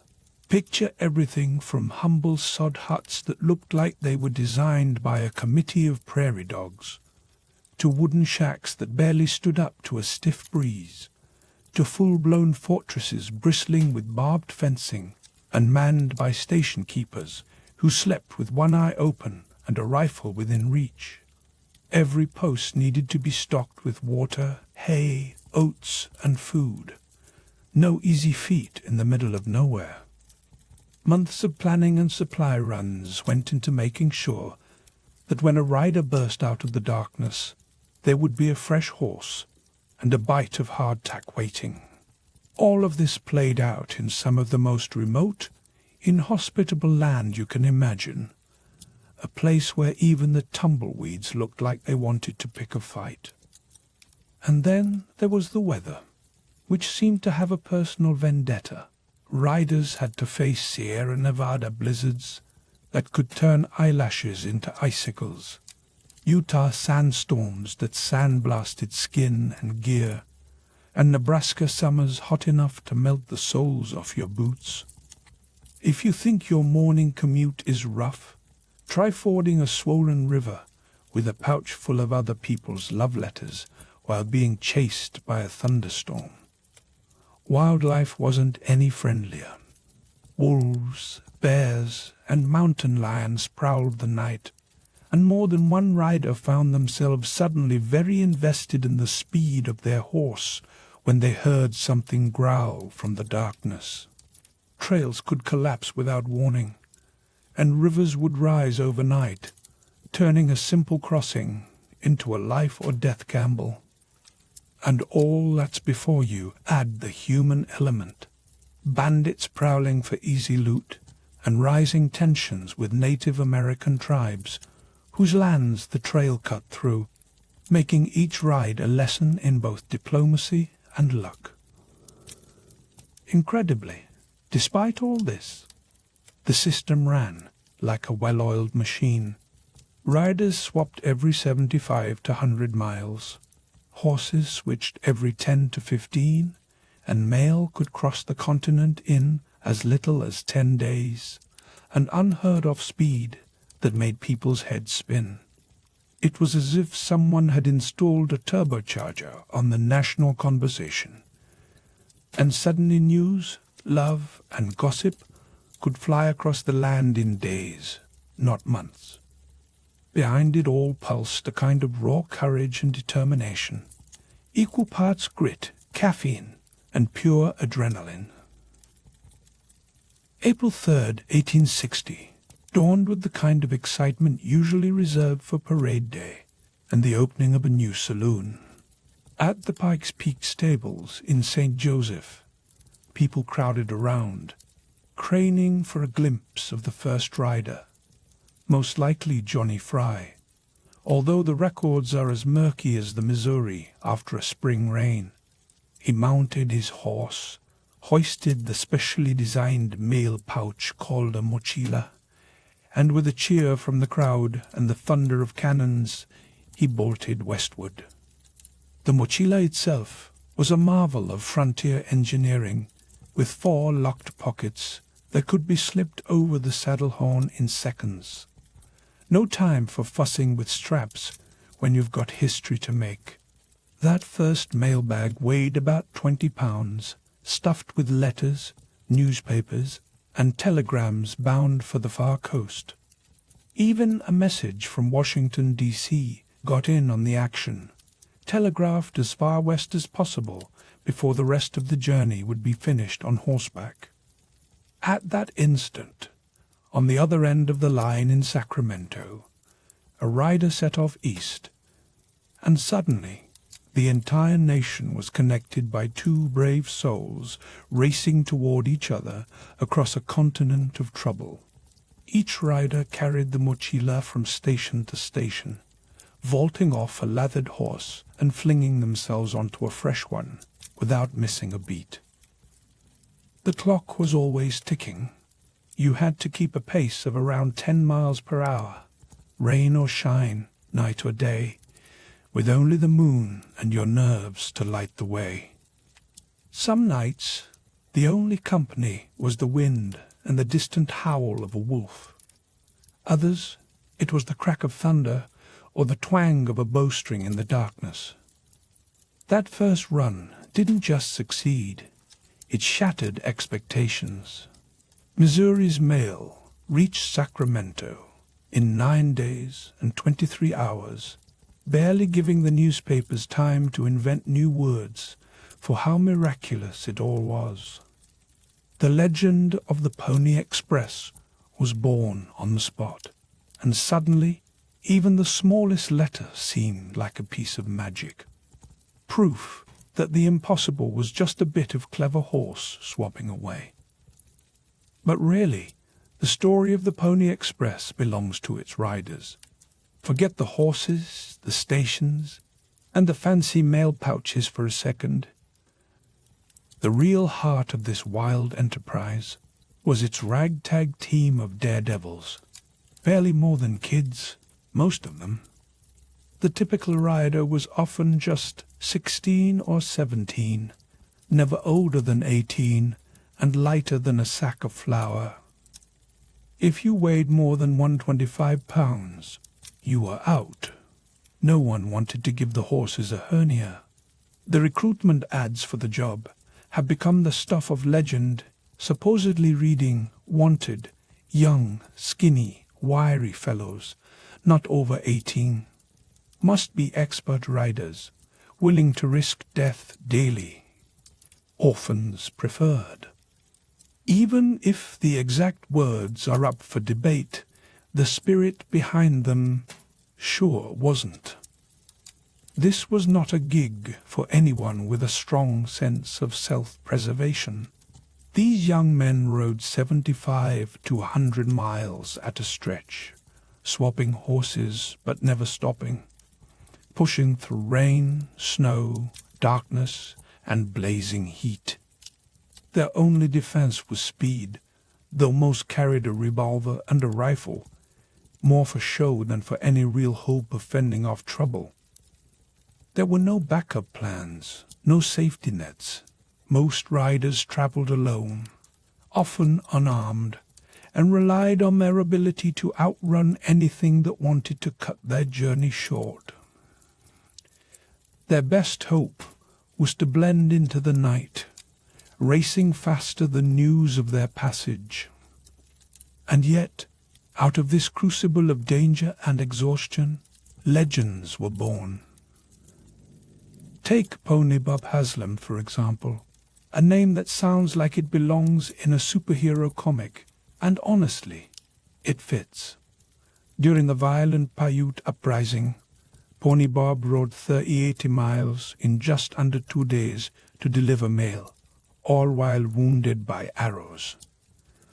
That's the kind of commute that makes even the worst Monday morning traffic seem like a minor inconvenience. Then there's William Buffalo Bills Cody, who would later become synonymous with the Wild West. Cody claimed to have ridden for the Express at age 15, though historians argue about whether that's fact or just really good marketing. But honestly, with stories this dramatic, who needs embellishment? Riders navigated the Rocky Mountains, crossed the Great Basin, and braved territories where the smallest mistake could mean a frozen grave, a watery end, or simply disappearing into the wild without a trace. The risks were real, and the dangers didn't stop for anyone. Yet for the entire run of the service, only a single mail pouch was ever lost. In a world where even modern couriers sometimes misplace your pizza, that's nothing short of miraculous. Despite the ever-present threat, many riders loved the job. The pay was generous for the time, $100 to $150 a month, which was a fortune for a teenager still growing out of his boots. But it wasn't just about the money. It was about the thrill, the sense of purpose, and the knowledge that you were quite literally connecting a fractured country, one wild ride at a time. These weren't just delivery boys. They became living symbols of tenacity, endurance, and sheer nerve. Galloping through myth and memory, they turned every hoofbeat into a stitch in the patchwork of a new nation. For 18 wild, unforgettable months, these ordinary teenagers were transformed into national icons, living proof that sometimes the weirdest, riskiest ideas are the ones that change everything. And just like that, the legend was born. But as with all things that burn bright and fast, the story of the Pony Express was already galloping toward its own legendary ending. Because riding for the Pony Express wasn't just a job, if you ever find yourself transported back to the heyday of the Pony Express, let me offer a tip from personal experience. Don't volunteer to carry the mail unless you're prepared for a daily dance with disaster. This wasn't a cushy summer gig for restless teens with a taste for adventure. It was a gauntlet, a wild ride through a world where everything, from the land itself to the creatures lurking in the shadows, seemed determined to toss you off your horse and straight into legend or oblivion. Imagine facing mountain blizzards so cold they could freeze the humor out of a medieval jester, then riding on into desert heat that would turn even the most well-baked ancient snack into a pile of dust. Riders tackled the Sierra Nevada's icy wrath one day, only to be roasted by the Nevada desert's relentless sun the next. Rainstorms would sweep in without warning, swelling rivers and turning trails into sloppy quagmires that could swallow a horse and rider alike. One slip in a frigid river, and hypothermia wasn't just a threat. It was a near guarantee. The line between a heroic delivery and vanishing forever was as thin as a waterlogged saddle blanket. And if the scenery didn't get you, the wildlife just might. Picture this. It's the dead of night on the open prairie. Your only companions, a moonlit trail and the unblinking eyes of a wolfpack keeping pace at your side. Sometimes it was rattlesnakes hiding in the brush, ready to turn your route into a real-life game of guess where the fangs are. Or mountain lions, those silent stalkers waiting in the high passes. But the real terror often came on 2 legs, not 4. Bandits and bushwhackers had a nose for the values stashed in a rider's mochila. Letters laced with gold dust, money orders, news worth a fortune. The boys were armed with revolvers, but the odds were never in their favor. Stopping to fight meant risking everything, the mail, your life, and the fate of the mission. The frontier's human tensions were just as fierce. During the short life of the Express, the Paiute War erupted, sparked by broken promises, stolen land, and the slow, steady push of settlers crowding into native territory. Riders suddenly found their routes transformed into battlegrounds. Stations went up in flames. Ambushes left station keepers dead and riders fleeing for their lives. The most famous, and frankly jaw-dropping, tale comes from Pony Bob Haslam. After nearly 200 miles through hostile territory, wounded by arrows but unstoppable, he delivered his mail anyway. Imagine galloping through a live-action nightmare, bleeding, with history's equivalent of a priority package strapped to your side. And then there was the loneliness. Each rider was out there alone for hours at a time, with only a horse, a gun, and the vast unknown pressing in. If you broke a leg or your horse went down, there was no help coming. Just the silent certainty that, if you disappeared, you'd be swallowed whole by the wilderness, and remembered only in the stories other riders told. Yet, against all odds, they rode. Delays happened, but the mail almost always arrived. Riders suffered wounds, but almost always pulled through. In a year and a half, a handful of men lost their lives on the job, a sobering number, but astonishingly low, given the daily risks. The Pony Express wasn't some Hollywood fever dream. It was a rough, raw, and real ordeal. And simply by surviving it, those boys became legends, taming the wildest stretches of North America, just long enough to deliver the future. 18 months. That's all it took for the Pony Express to change the trajectory of a continent. In a country teetering between unity and chaos, the Express proved that distance no longer dictated destiny. Before those riders, it took weeks for a letter to cross the continent, long enough for news to fade into irrelevance. Political crises, business opportunities, personal joys and disasters all arrived too late to matter. Suddenly, with the Express, it was possible to get a letter from Missouri to San Francisco in just 10 days. Californians felt like part of the nation's heartbeat for the first time. Businesses grew braver, newspapers began printing near real-time updates, and families on opposite coasts could finally share news before it felt like ancient history. The Union, on the brink of civil war, felt more connected, a lifeline that may have helped keep the nation whole. The Express didn't just deliver news, it delivered reassurance. President Buchanan, perched on the edge of history, received updates from California as the country held its breath, waiting to see if Lincoln would win and what would come next. The Express was proof that the West could be reached, that the United States could be more than a patchwork of distant settlements. Economically, the Pony Express was an accidental trailblazer. The relay stations built across empty stretches of wilderness became the seeds for new towns, railroads, and telegraph lines. The routes carved by hooves and hope were soon paved with iron and wire. What started as a mad gamble became a blueprint for America's coast-to-coast infrastructure. And culturally, the Express became pure myth in real time. Newspapers spun breathless stories of daring do.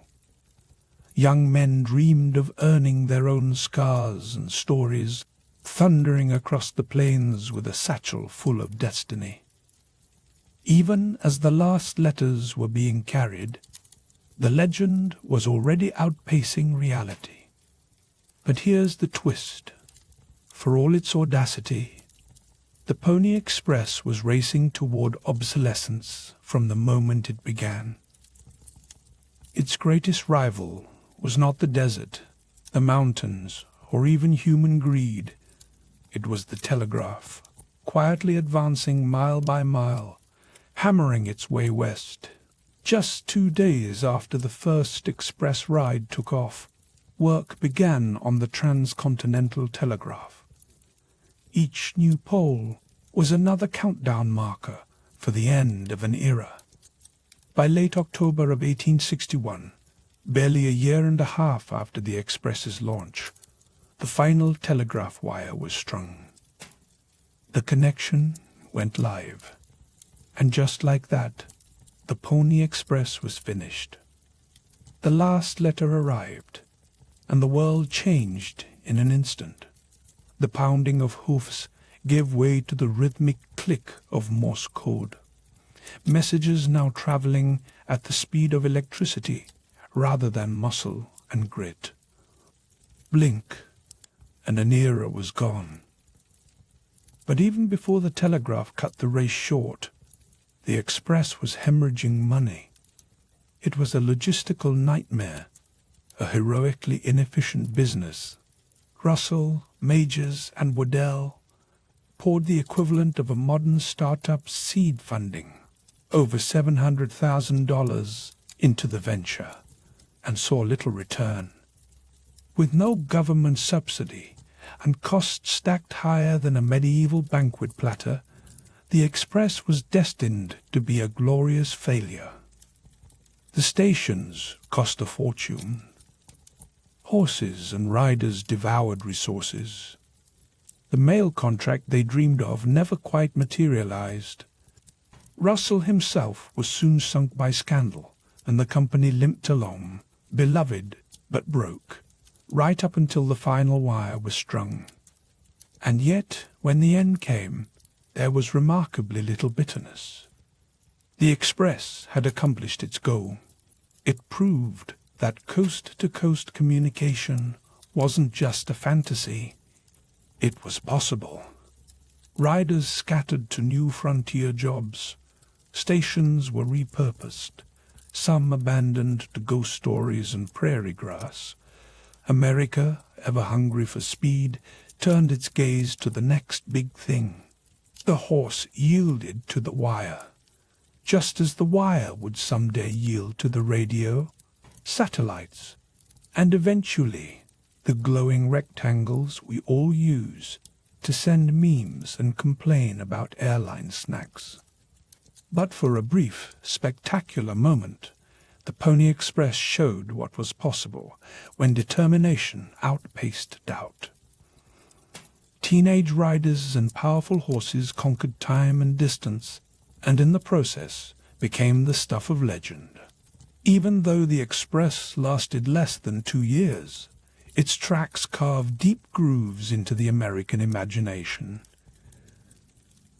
What started as a desperate business gamble became a national myth, a story retold in dime novels, Hollywood blockbusters, and school history lessons.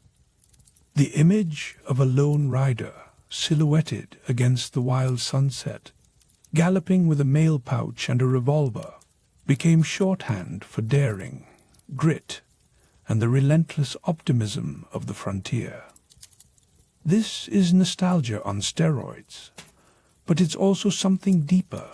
The Pony Express became a symbol of everything Americans admired about their own past: courage, sacrifice, unity in hardship. Figures like Pony Bob Haslam, who risked everything for a single delivery, and Buffalo Bill Cody, who turned frontier legend into global entertainment, became larger-than-life folk heroes. Even today, their names echo through Wild West reenactments and roadside monuments. And oh, the monuments! Statues of galloping riders now stand in cities all along the old trail, from St. Joseph to Sacramento. Highways and bike paths follow the original route, and every year people reenact the ride, reliving the drama and wonder for a new generation. Museums display battered saddles and faded uniforms. The U.S. Postal Service has even issued commemorative stamps, a nod to the wild gamble that helped knit the country together. But the story of the Express lingers for a reason beyond nostalgia. It's a powerful reminder of a moment when communication meant more than just tapping a screen. Each letter was a risk. Every delivery was an ordeal. Connection required more than a strong signal. It demanded courage, perseverance, and just a dash of insanity. In our world of instant texts, streaming news, and global networks, it's almost impossible to imagine a time when a simple message was a matter of life and death. The Pony Express stands as a tribute to the people who bridged the impossible, not with wires or satellites, but with sheer willpower and a pounding heart. Its legend endures, not because it lasted, but because, for one dazzling moment, it outran the impossible and proved that daring could shrink even the wildest distances. So, next time you're cursing your Wi-Fi speed or waiting for a package, spare a thought for those wild-eyed teenage riders racing through blizzards and dust storms with nothing but a horse, a hope, and a handful of letters. Their hoofbeats may have faded, but the echo of their determination still travels down every highway, every fiber optic cable, every story we tell about what it means to be connected. Now, if you're wondering how civilization managed to fuel all this ambition, and, let's be honest, how riders and telegraph builders alike kept from dying of thirst, our next stop takes us way, way back, to the birthplace of one of humanity's oldest and most sacred refreshments. The earliest known beer didn't come in a frosty mug or a labeled bottle. It bubbled up from the riverbanks of ancient Sumer and Egypt, where barley and ritual mixed in ways that would make even the most devoted craft brewer raise an eyebrow. So, if you picture the world's first beer, forget about a cold pint with a foamy head or a trendy craft label. Instead, imagine squatting in the dust of a Sumerian village, thousands of years before Julius Caesar even thought about salads, sipping something thick and mysterious out of a communal clay pot. My first stop, ancient Mesopotamia, where beer wasn't just a drink. It was the glue that held society together, part meal, part money, part sacred connection, and, honestly, the ultimate multitasker of the ancient pantry. Beer in Sumer wasn't a casual after-work indulgence. It was survival, celebration, and spirituality all at once. The Sumerians treated beer with a reverence that would make today's craft brewers blush. They didn't just enjoy it, they worshipped it. And that isn't just a poetic turn of phrase. Beer was so central that the oldest written recipe ever discovered by archaeologists is not for bread, not even for stew, but for beer. Etched on a clay tablet from around 1800 BCE, the hymn to Ninkasi reads like a blend of sacred scripture and a how-to manual. Ninkasi, the goddess of beer, wasn't some minor household spirit. She was the VIP of the divine pantry. Brewing beer was literally an act of inviting her into your midst, a spiritual Zoom call before Wi-Fi was cool. The brewing process itself was a curious mix of ritual and resourcefulness. Sumerian bakers would first whip up a special barley bread called bapir, often sweetened with honey or dates. This bread, once baked, didn't end up paired with soup. Instead, it met its fate crumbled into big jars of water, left to ferment in the open air. The resulting concoction, not the golden, bubbly drink we know today. It was cloudy, hearty, and thick enough that you could practically chew your lunch. Think of it as a barley smoothie, nutrition, hydration, and a little bit of buzz all in one go. Why such devotion to beer? The ancient world was not known for its pristine water supplies. Rivers doubled as bathtubs, laundry stations, and latrines. Fermentation, however, worked a kind of everyday magic. Beer was safer to drink than water, packed with calories and nutrients, and, crucially, it didn't make you sick. This made it the lifeblood of Sumerian society, consumed by everyone from the lowest ditch digger to the highest priestess. Even royalty got their daily swigs. Laborers who toiled on Sumer's sprawling temples or dug the all-important irrigation channels weren't paid in coins or gold. No. Their wages flowed in frothy, earthenware jars, sometimes several liters of beer per day. It was their fuel, their social network, and their health insurance all at once. Picture a workday where, instead of coffee breaks, everyone gathers around a communal vat, sipping beer through long reed straws. These weren't just any straws. They filtered out the grainy sludge that settled at the bottom, turning every drink into a group event. Forget solo pints at the bar. This was social drinking at its most literal.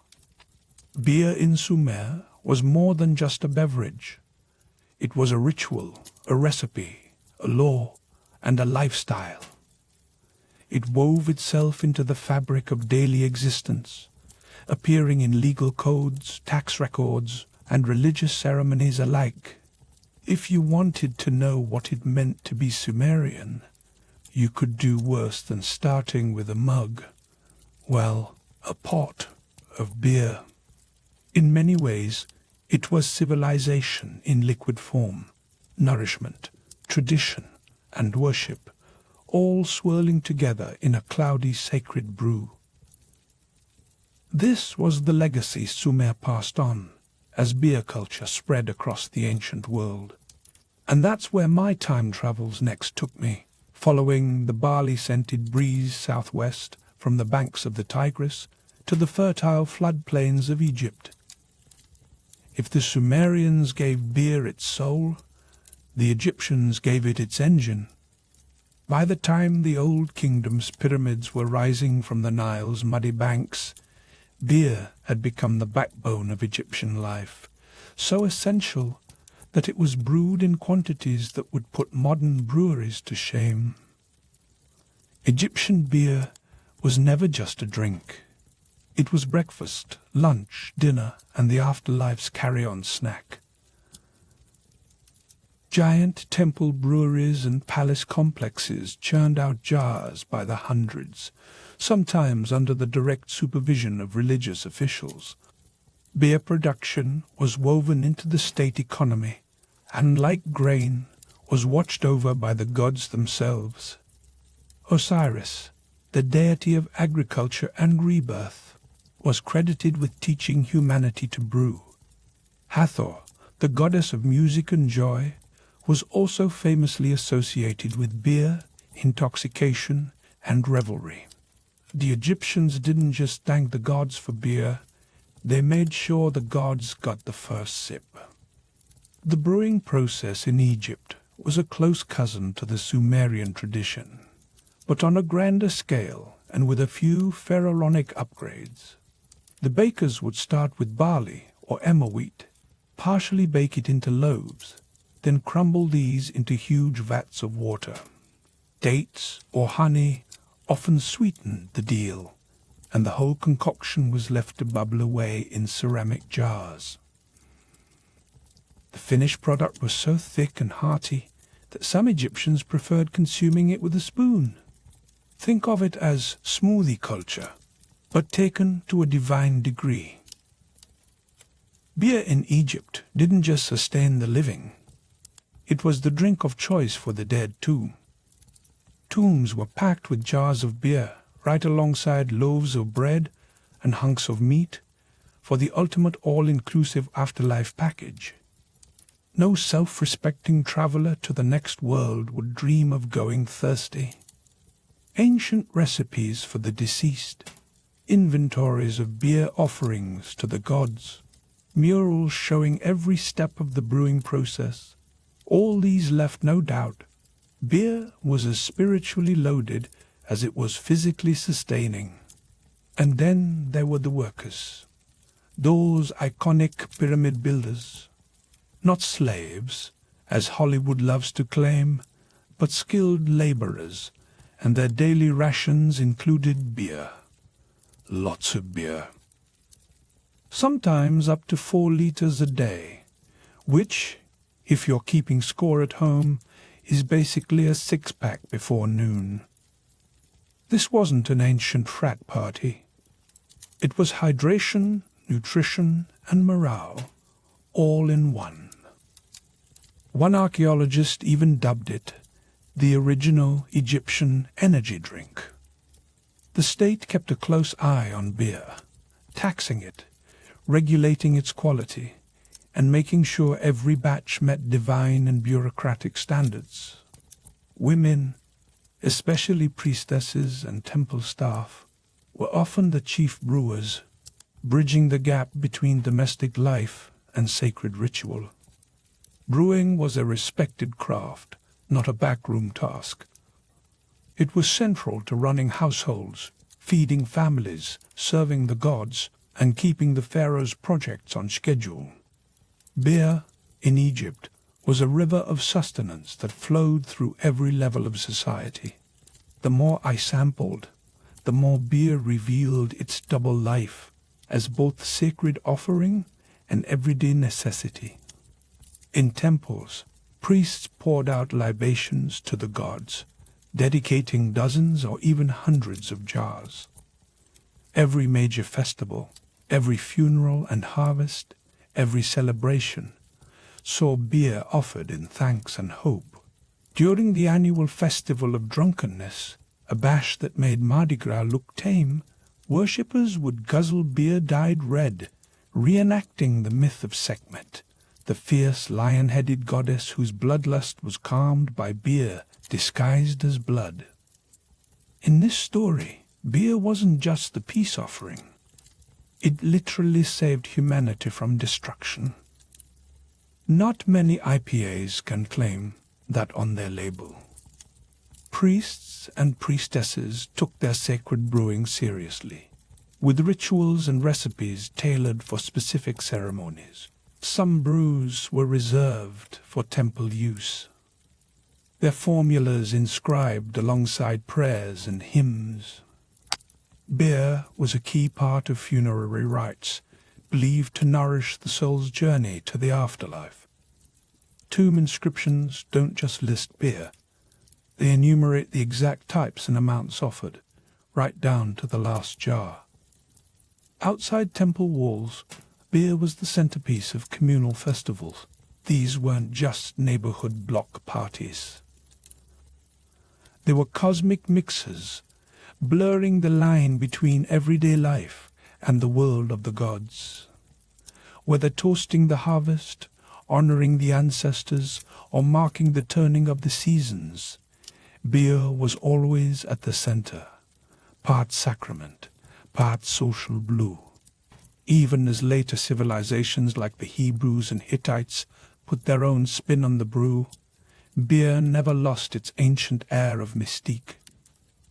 While wine eventually climbed the social ladder, beer remained the drink of the earth, of fertility, and of the common folk. It kept its roots in the soil and its head in the clouds, staying true to its role as both sustenance and symbol. Drinking beer in the ancient world wasn't just about quenching a thirst. It was about aligning yourself with the rhythms of the cosmos, with the gods, with nature, with the endless cycle of life and death. Some scholars now argue that beer was not just a product of civilization, but possibly the driving force behind it. The quest to brew beer, they say, might have inspired ancient peoples to settle down, plant grain, and invent agriculture in the first place. If true, that means beer isn't just a happy accident of history. It's one of the very pillars that made civilization possible. Sumerian barley fields weren't just bread factories, they were proto-breweries, cultivated not only for food, but for the sacred sugars that would ferment into beer. In a world where water could kill you, beer was salvation in a jar, storable for months and safe to drink. It helped early towns survive drought, famine, and the general unpredictability of the ancient climate. But brewing beer wasn't as simple as tossing grain in a pot and hoping for the best. It demanded tools, storage, careful timing, and a good understanding of the mysterious process of fermentation, long before anyone understood yeast. This need for precision and teamwork spurred the development of early science, technology, and even bureaucracy. Clay tablets from the era show that brewers paid attention to temperature, timing, and consistency, developing methods that could be replicated again and again. Not bad for an era without thermometers or measuring cups. In major cities like Uruk and Babylon, breweries became arms of the state and temple economy. Beer wasn't just handed out. It was inventoried, taxed, distributed as wages, and counted as part of the region's wealth. Records list the flow of beer from granary to brewery to worker, each jar tracked like a precious resource. This wasn't just about feeding people. It was about managing resources, organizing labor, and developing the paperwork that every civilization eventually loves to hate. Beer even fueled trade. Regions with surplus grain and brewing know-how would swap beer, ingredients, and equipment with neighbors. Archaeologists have found pottery jars, their insides still lined with ancient residue, at trade sites stretching from the Levant to Egypt, a sign that beer was valuable enough to be packed up and shipped off, ancient Amazon style. In short, beer was the infrastructure of civilization. It fed the hungry, paid the workers, pleased the gods, and seeded the first inklings of business, science, and government. Sip by sip, jar by jar, beer helped humanity settle, organize, and thrive. And here's a twist for the ages. In the earliest days of brewing, the job belonged almost entirely to women. In Sumer, brewing was a household art, passed from mother to daughter, as sacred as bread-making and every bit as skilled. The goddess of beer, Ninkasi, was no accident.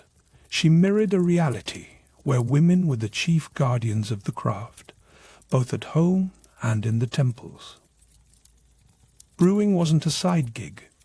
It was a source of status, a skilled profession that made women the backbone of both family and faith. In Egypt, the tradition continued. Most home brewing was managed by women. Their daily routines centered around the bubbling clay pots that kept their families fed and their neighborhoods supplied. Even in grand households, female workers or servants ran small-scale breweries, sometimes depicted in two-mart straining and storing beer, while men handled other tasks. At the temple, priestesses oversaw the sacred batches destined for rituals and festivals, wielding influence and respect alike. As beer production scaled up and societies grew more complex, men gradually took over the commercial side of brewing. But for centuries, the art belonged to women. Their expertise, the invisible yeast that helped civilizations rise. The echoes of this ancient tradition survived well into the medieval world, where alewives in tall hats sold their brews from home, a detail later twisted into the witchy stereotypes we know today. But in antiquity, a woman with a brew pot was a pillar of the community, not a figure of suspicion.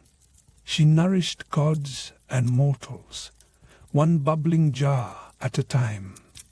So, the next time you crack open a cold one, raise a toast to the Sumerian goddess, the Egyptian priestess, and the countless hands that turned humble grain into liquid civilization. Beer wasn't just a drink. It was a sacred act, an economic engine, and the very bedrock of society, proof that the weirdest, most wonderful pillars of history are often hiding in plain sight, swirling in a clay pot at the heart of an ancient feast. And, as beer traveled from sacred ritual to daily ration, its story was just beginning. Because ancient brewing wasn't just luck and magic. Picture this. I'm crouched in a sun-baked courtyard outside a Sumerian home, watching a group of women and children swirl a fragrant, bubbling mash in a mammoth clay vat. The air is thick with the earthy perfume of wet grain, and the rhythmic slosh of wooden paddles is punctuated by laughter, the kind that only comes from people who know their work by heart. It quickly becomes clear that brewing in the ancient world was far from random. It was a skill honed by tradition and experience. It's an art, a science, and a family tradition all in one, fine-tuned through centuries of observation and a boatload of trial and error. Every culture I've visited on my time-hopping food adventures seems to have its own twist on the core recipe: grain, water, patience, and, whether they know it or not, a dash of wild yeast. Across the ancient world, barley was the MVP, although in Egypt, emmer wheat was the grain of choice, particularly prized by those living along the Nile. These grains weren't just chosen because they grew in abundance. They had the perfect balance of sugars and enzymes, the secret sauce behind fermentation. Brewers would partially malt the grain, soaking it until tiny sprouts appeared, then either grind it to a coarse mash or bake it into robust, dense loaves, purpose-built bread, but destined for the vat, not the table. If you're picturing a medieval microbrewery, think again. In both ancient Mesopotamia and Egypt, these special bread loaves, known among Sumerians as papur, were crumbled by hand and dumped into enormous ceramic vessels brimming with water. The resulting thick, gloppy soup was stirred, sometimes heated over open fires, then left alone to work its magic. They had no microscopes and no idea what yeast was, but they did know that certain pots made better beer, probably because they were teeming with invisible yeast colonies from previous batches. Sometimes these brewers would even sing to the fermenting mash hymns to Ninkasi, goddess of beer, just to make sure the good spirits stuck around. Flavor? Oh, there was plenty of room for creativity to sweeten the brew or give it a little edge. Brewers would toss in dates, honey, aromatic herbs, and exotic spices. Egyptian beer, in particular, was notorious for its thickness and sweetness. Imagine drinking a silky, slightly boozy breakfast porridge. Filtering, by the way, was for the picky. Most folks just grabbed a straw, poked it into the vat, and hoped they didn't suck up too much sediment. For workers and the poor, this stuff was more than a drink. It was practically a meal in a mug, loaded with calories and nutrients. Temperature was the eternal foe. In the sweltering heat of Egypt and Mesopotamia, brewers would hover anxiously over their vats, timing every stage to the hour and using every trick in the book: cool storage pits, shaded courtyards, clay jars sealed tight to keep their precious beer from turning into vinegar. Some ambitious brews were aged for weeks in sealed vessels, but most were meant to be guzzled fresh. The tools of the trade were humble but ingenious: hulking clay pots, hand-carved wooden paddles, woven sieves to strain the chunky bits, and the occasional stone hearth for a gentle simmer. Every batch was a little different, the result of countless small decisions and the quirks of the day's weather. But the real secret ingredient wasn't yeast or honey. It was memory. Brewing knowledge was passed down through the generations in songs, prayers, and kitchen banter. Ask anyone in those ancient kitchens how they made beer, and you'd get a grin and a story. Maybe even a demonstration, but never a written recipe. That oral tradition was as vital as any tool, preserving the subtle tricks and sacred rituals that kept the beer flowing. Now, here's where beer truly flexed its muscles. It wasn't just a household staple. It was the backbone of ancient economies, the currency of daily life, and sometimes the difference between feast and famine. In the bustling cities of Mesopotamia, beer wasn't just a beverage. It was a line item in every contract, a unit of payment, and a prized commodity. Imagine clocking in at the ziggurat construction site and collecting your daily wages, not in coins, but in big, brimming jugs of beer. Scribes, farmers, builders, all paid in beer, with the amount and quality meticulously recorded on clay tablets. Higher-ups got the refined stuff, while labourers made do with the hearty, chewy varieties that doubled as lunch. I once tried to explain to a Sumerian scribe that where I come from, people get paid in digital numbers that live in invisible banks. He just laughed, waggled his stylus, and pointed to a receipt showing a month's beer allotment. In his world, beer had all the value of silver or grain. And just like modern payroll departments, there were endless records and receipts. Thousands of ancient tablets detail who got what, right down to the last drop. It was bureaucracy, but with a buzz. Beer production was big business. Professional breweries, often attached to temples or the estates of the powerful, hummed with activity. Grain collectors brought in the raw materials, millers and bakers prepared the mash, brewers tended the vats, and a small army of porters hauled the finished product to markets or storage rooms. Some regions became famous for their unique styles, sparking local rivalries and creating primitive trade routes. While there were no six-packs or bottle shops, beer traveled surprisingly far, packed in sealed ceramic jars, traded for wool, pottery, olive oil, or whatever else the neighbors had to offer. Hop over to Egypt, and you'd see the same story played out on a grand scale. State-run breweries churned out lake-sized batches to feed armies, workers, and priests. Beer was taxed, tracked, and stored like any precious resource. When currency was scarce, beer stood in as the barter item of choice. Archaeologists have even found traces of barley beer residue in vessels scattered from the Levant to Cyprus and Nubia, proof that beer hitched rides on merchant ships right alongside luxury goods. Wine might have become the darling of the elite, but beer was the beverage of the people, flowing through every village, market, and temple.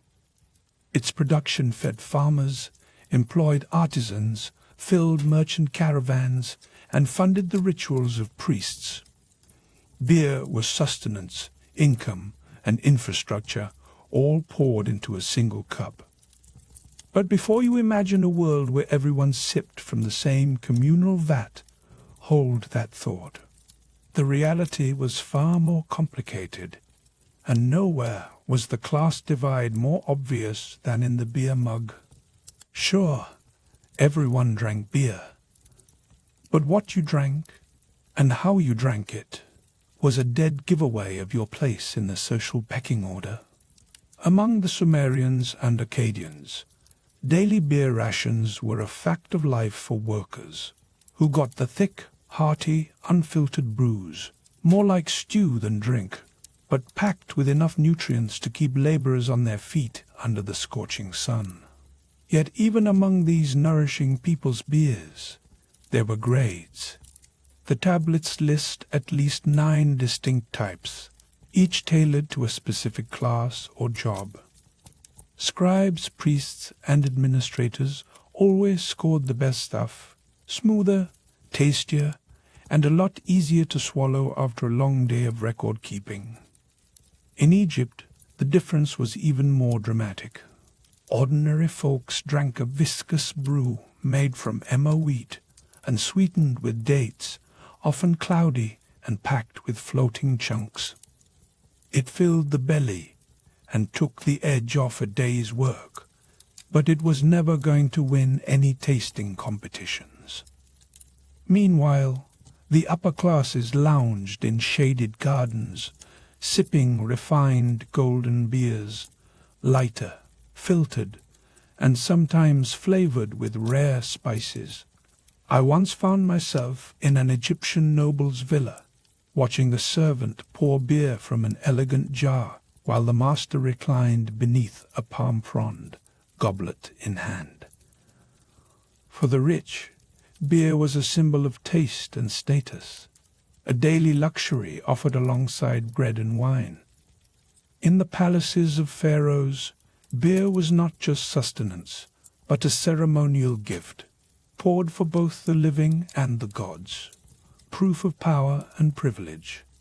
Not offering high-quality beer at a feast or treaty negotiation. That was the ancient equivalent of serving boxed wine at a royal wedding. It could be seen as an insult, a snub that might just tip the scales of diplomacy. Beer, in other words, was as much about politics as pleasure. Even the act of brewing mirrored these divisions. In village homes, it was usually women or enslaved workers who brewed up the family supply, stirring the mash and singing the old songs. But in the temples and great houses, brewing was a specialized profession, skilled, sometimes even salaried, and always closely monitored. Temple brewers turned out regulated, taxed, and tightly controlled batches, the kind of beer that fueled festivals, paid for temple upkeep, and kept the priesthood in good spirits. So, while beer was everywhere, the taste, texture, and meaning varied wildly. For most, it was daily fuel.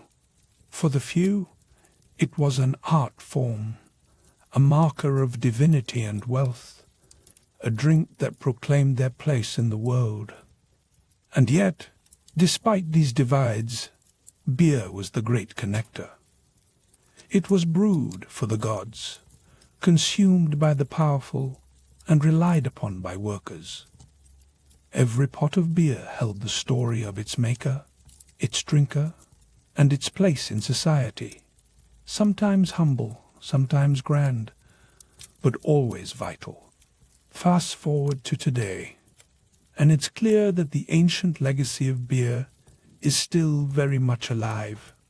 The techniques those early brewers pioneered, malting grain, fermenting with wild yeast, flavoring with whatever was at hand, formed the backbone of modern brewing.